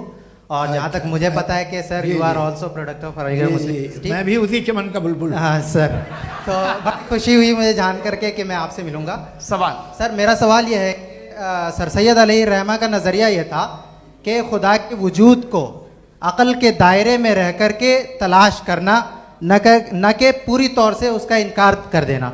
Sir how will you define it? नहीं तो ये तो आप इन्हें बताइए। ये सवाल आपसे खुदा का वजूद साबित कर रहे हैं तो सर आपने इनकार कर रखा है, इस वजह से मेरा क्वेश्चन उन्होंने यही सर से एक सेकंड, सर सैयद ने यही कहा ना कि अक्ल से आप खुदा के वजूद को साबित नहीं कर सकते, यही कहा ना भाई। वो उन्होंने कहा कर सकते हैं और वो कर दिया गया आज। वो फोन दो। तलाश करना या साबित करना अक्ल से अक्ल से नहीं हो सकता। अरे सवाल तो सुन लीजिए जी। अक्ल से नहीं हो सकता है, यही कहा ना आपने। अक्ल से हो सकता है। अरे वो यही कह रहे हैं भाई, आप बता रहे हो सकता है, वो तो कुछ और। आप अगर सर देखो नौजवान फोन ले लो, वो इतनी कमाल की यूनिवर्सिटी है। अरे भाई दे दो जरा एक मिनट, दे दो भाई मेरी बात सुनो, माइक पे बोलो ताकि जो लाखों लोग देख रहे हैं। माइक दे दो ना। अरे देंगे ना माइक, तुम ठहरो तो। हाँ सर मेरा सवाल ये था कि सर सैयद अलैहि रहमा का एक नज़रिया था अपना कि खुदा का जो वजूद है उसको अक़ल के दायरे में रह कर के तलाश करना है, न कि पूरे तौर से इनकार कर देना है। ये उनका कॉन्सेप्ट था। लेकिन मेरा सवाल ये है कि आप इसको कैसे डिफाइन करते हैं, एक्सप्लेन कैसे करेंगे? मैं आपसे जानना चाहता हूँ, क्योंकि you are the product of Aligarh Muslim University. मुझे अक़ल के दायरे में रख के मैंने बहुत तलाश की, मुझे मिला नहीं। हाँ ये इधर वो चश्मा लगाए जो, हाँ उनको दे दीजिए। जी जी फटाफट पूछिए, बस 5 मिनट है, 5 मिनट में खत्म हो रहा है। हाँ अस्सलाम वालेकुम मुफ्ती साहब। एंड मेरा सवाल जावेद अख्तर साहब से। क्या नाम है आपका? अरे भैया सब मुझे पूछ रहे हो। फैज पूछिए फैज साहब। तो मेरा सवाल ये है कि अभी जो एथियस्ट है वो problem of evil argument use कर रहे हैं अगेंस्ट मुस्लिम्स, राइट? कि इस दुनिया में इतना सारा इविल है और अगेंस्ट मुस्लिम तो यहाँ अगेंस्ट थियस्ट। हाँ थोड़ा सा करेक्ट कर लीजिए भाई। पूरी मशक्कत ही इसी बात की थी कि किसी एक मजहब पे बात ना टिके। जी तो बेसिकली ये आर्गुमेंट ऐसा है कि इस दुनिया में इतना ज़्यादा ईवल एग्जिस्ट करता है और अगर एक ऑल गुड गॉड है तो वो रोकता क्यों नहीं है? लेकिन इस सवाल में एक हिडन अजम्पशन ये है कि इस दुनिया में ईवल एग्जिस्ट करता है। अब एथियस्ट ये कैसे ऑन्टोलॉजिकली प्रूव कर सकते हैं कि इस दुनिया में ईवल एग्जिस्ट करता है? मैं आपको बताता हूँ, थोड़ा सा समझा। नहीं सर हम लोग इनको सुनिए। नहीं please don't do. I want to explain ontology. नहीं हम समझ गए सर, इनको अब जवाब देने दीजिए। अच्छा सवाल पूछ लो। मैं अभी तक क्या था वो मैं थोड़ा सा ऐड ऑन कर लेता हूँ। तुम गुरु, तो हम जब इसका राउंड 13 करेंगे ना तब तुमको स्टेज पे बिठाएंगे। जी तो हाँ जल्दी से। तो देखिए एथियज्म के हिसाब से सब कुछ रैंडमली बन गया है, सब कुछ एटम्स और मॉलिक्यूल्स है। एक पत्थर में और मुझ में सिर्फ इतना फर्क है कि हम लोग एटम्स और मॉलिक्यूल्स का अलग अलग रीअरेंजमेंट है। अब एक पत्थर को कोई इंसान तलवार से 2 टुकड़ों में काट दे या मुझे, according to atheism it is same. There is no evil and good according to atheism. जी अच्छा फैज साहब का सवाल ये है कि हाँ कोशिश भी करते तो इससे गलत सवाल नहीं कर पाते। एक लाइफ फॉर्म है और लाइफ फॉर्म में फीलिंग्स हैं, मतलब लाइफ फॉर्म सुनता है, देखता है, टेस्ट कर सकता है, फील कर सकता है। तो उसकी जो ये जो क्वालिटी इस बबल में आ गई है वो जानवर में भी है, इंसान में भी है। तो जाहिर है कि उसे कोई तकलीफ पहुंचेगी, तो चूंकि उसके पास वो सेंसिटिविटी है तो मैं करेगा। पत्थर में वो सेंसिटिविटी नहीं है। तो ये क्या सवाल हुआ कि अगर पत्थर को काटा तो पत्थर को तकलीफ नहीं होती, तो आपको काटे तो आपको क्यों तकलीफ हो? बैठ जाइए। जी हाँ अगला सवाल। हाँ पूछे जी। जावेद अख्तर साहब अरे भैया सब आप लोग मुफ्ती साहब को छोड़ रहे हैं, तो मेरे ही पीछे पड़े हैं क्या? फिर चलो बोलो भाई। You asked how God can exist when children die in Gaza. हाँ? You asked how God can exist when children die in Gaza, and you also mentioned the rise of atheism in Europe. But the same events also are leading many atheists and non-believers to turn towards faith. How do you interpret this contradiction, where suffering pushes some away from God, yet brings others closer to belief? देखिए, आपको एक बात बताऊं, दुनिया perfect तो कहीं भी नहीं है, हर जगह कुछ खामियां हैं। बेटा एक मिनट, मैं आप ही को कहेंगे, देखो वो तो कुछ खामियां, कमज़ोरियां, खराबियां सब जगह है। लेकिन अगर देखोगे ईमानदारी से कि दुनिया सबसे ज़्यादा महज़ब कहाँ है, एक आम शहरी को कहाँ हुकूक हासिल हैं, वो बोल सकता है, अपनी मर्ज़ी से काम कर सकता है, अपनी मर्ज़ी से राय दे सकता है, हुकूमत के ख़िलाफ़ बोल सकता है, बरसर इक़्तिदार लोगों के बारे में बोल सकता है, सरमायादारों के ख़िलाफ़ बोल सकता है। तो आपको ये स्कैंडिनेवियन कंट्रीज़ में मिलेगा, वेस्टर्न यूरोप में मिलेगा। मैं नहीं कह रहा वो परफेक्ट है, बिल्कुल नहीं, वहाँ बहुत ख़राबियाँ भी हैं, परफेक्ट तो कोई। लेकिन जिन जिन मुल्कों में, लैटिन अमेरिका देखो, गल्फ़ देखो, वहाँ पर आपको ये ज़रूर है कि रेप नहीं होते होंगे। रेप की ज़रूरत क्या है भाई? उसको तो ख़रीद लो, घर में रखो, सड़क पर रेप करने की क्या ज़रूरत है? मगर सुनिए सुनिए सुनिए, मगर हकीकत ये है कि वहाँ शख्सी आज़ादी राय देने की, बोलने की नहीं है। जी, ये एक आखिरी सवाल मुफ्ती साहब से। हाँ मैम, इनको माइक दीजिए। शुक्रिया। मेरा नाम मनीषा है, मैं हरियाणा से आई हूँ। मैं मुफ्ती साहब से एक बात पूछना चाहती हूँ। आप बार बार जावेद साहब को कॉन्ट्राडिक्ट तो कर रहे हैं कि आपने ये कहा, लेकिन आप भी अजम्पशंस के बेसिस पे बात कर रहे हैं। आपने खुदा के होने का कौन सा प्रूफ पेश किया है, खुदा की एग्जिस्टेंस का? अब इस सवाल को अलग रहने दीजिए, कौन एथीस्ट है कौन नहीं है। और दूसरी बात जो आपने एक छोटी सी कही थी कि ये फ्री विल का इस्तेमाल करता है इंसान अपनी, लेकिन इस फ्री विल का इस्तेमाल में मतलब खुदा ने ये दे दी सबको ये इजाज़त कि वो कितना घिनौनापन और कितने ज़्यादा ख़राब से ख़राब तरीके इस्तेमाल कर सकता है। जवाब सुनते जी। आप फ्री विल को मानती है ना, या अब कहती है कि फ्री विल नहीं है ना? मानती है ना? तो अब आपके पास इसका कोई एक्सप्लेनेशन नहीं है कि अगर एक इंसान उस फ्री विल का इस्तेमाल करके गलत काम कर रहा है और बच के अच्छी ज़िंदगी गुजार के निकल जा रहा है, उसका कोई रिकम्पेंस नहीं है। हमारे वर्ल्ड व्यू में जो इंसान गलत काम कर रहा है उसको भी रिकम्पेंस यानी उसका बुरा बदला मिलना है, और जो सही काम कर रहा है उसको सही बदला मिलना है। लिहाजा जो फ्री विल है वो इस तरीके से है कि एक लिमिटेड टाइम तक खुदा ने मोहलत दी है। ऐसा नहीं कि छूट दे दी, जो करना है करते रहो हमेशा। वक्त आएगा जब एग्जाम का टाइम खत्म होगा तब रिजल्ट आएगा, दौराने एग्जाम जबरदस्ती आपको नहीं बताया जाएगा। अरे भाई एक सेकंड जी, सवाल मुफ्ती साहब से मेरा, मुफ्ती साहब से जी, मैम रुक जाइए, आपसे फोन, आप इसके बाद आपसे बोलिए। मैं मुफ्ती साहब एक ही सवाल करता हूँ कि अगर जो हो रहा है फ्री विल से हो रहा है और एक दिन बरोज़ क़यामत इंसाफ होगा मैशर में वगैरह वगैरह, तो दुआ क्यों मांगते हैं लोग? दुआ मांगते हैं इसके मतलब है अभी भी उसने ये डिपार्टमेंट रखा है कि मैं रोज़मर्रा की ज़िंदगी में बिल्कुल बिल्कुल he can.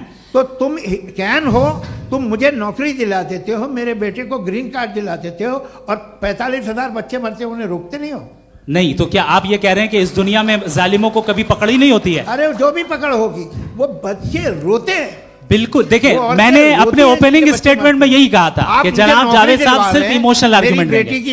This is an emotional argument. ये छोटे मोटे इसके पीछे का रीजन मैंने बताया क्या है, इसके पीछे का रीजन क्या है मैंने बताया। मंच से आप लोगों को सज्जनों इसलिए कह रहा हूं ताकि थोड़ा सा आपके कॉन्शियंस पे जोर रहे कि आपको ऑर्डर बचा के रखना है। वक्त तय हुआ था, ये वक्त पूरा हुआ, आपने इतने धैर्यपूर्वक सुना, मैं आप सबका बहुत बहुत शुक्रगुजार हूं। यदि इन दोनों विद्वानों की इच्छा होगी तो कभी हम इस बातचीत का राउंड 2, राउंड 3, यही तो देखिए खूबी है इंसान की कि बहस मुबाहसे में वो पड़ा रहता है। आप लोगों ने बड़े धैर्य का परिचय दिया, बहुत बहुत शुक्रिया। इसी के साथ ये बातचीत यहाँ पे समाप्त होती है। मैं एक बात बता दूं, ये सारी बहस हो गई, अब मुफ्ती साहब और बड़े मुफ्ती साहब इन साथ के साथ मैं खाना खाने वाला हूँ।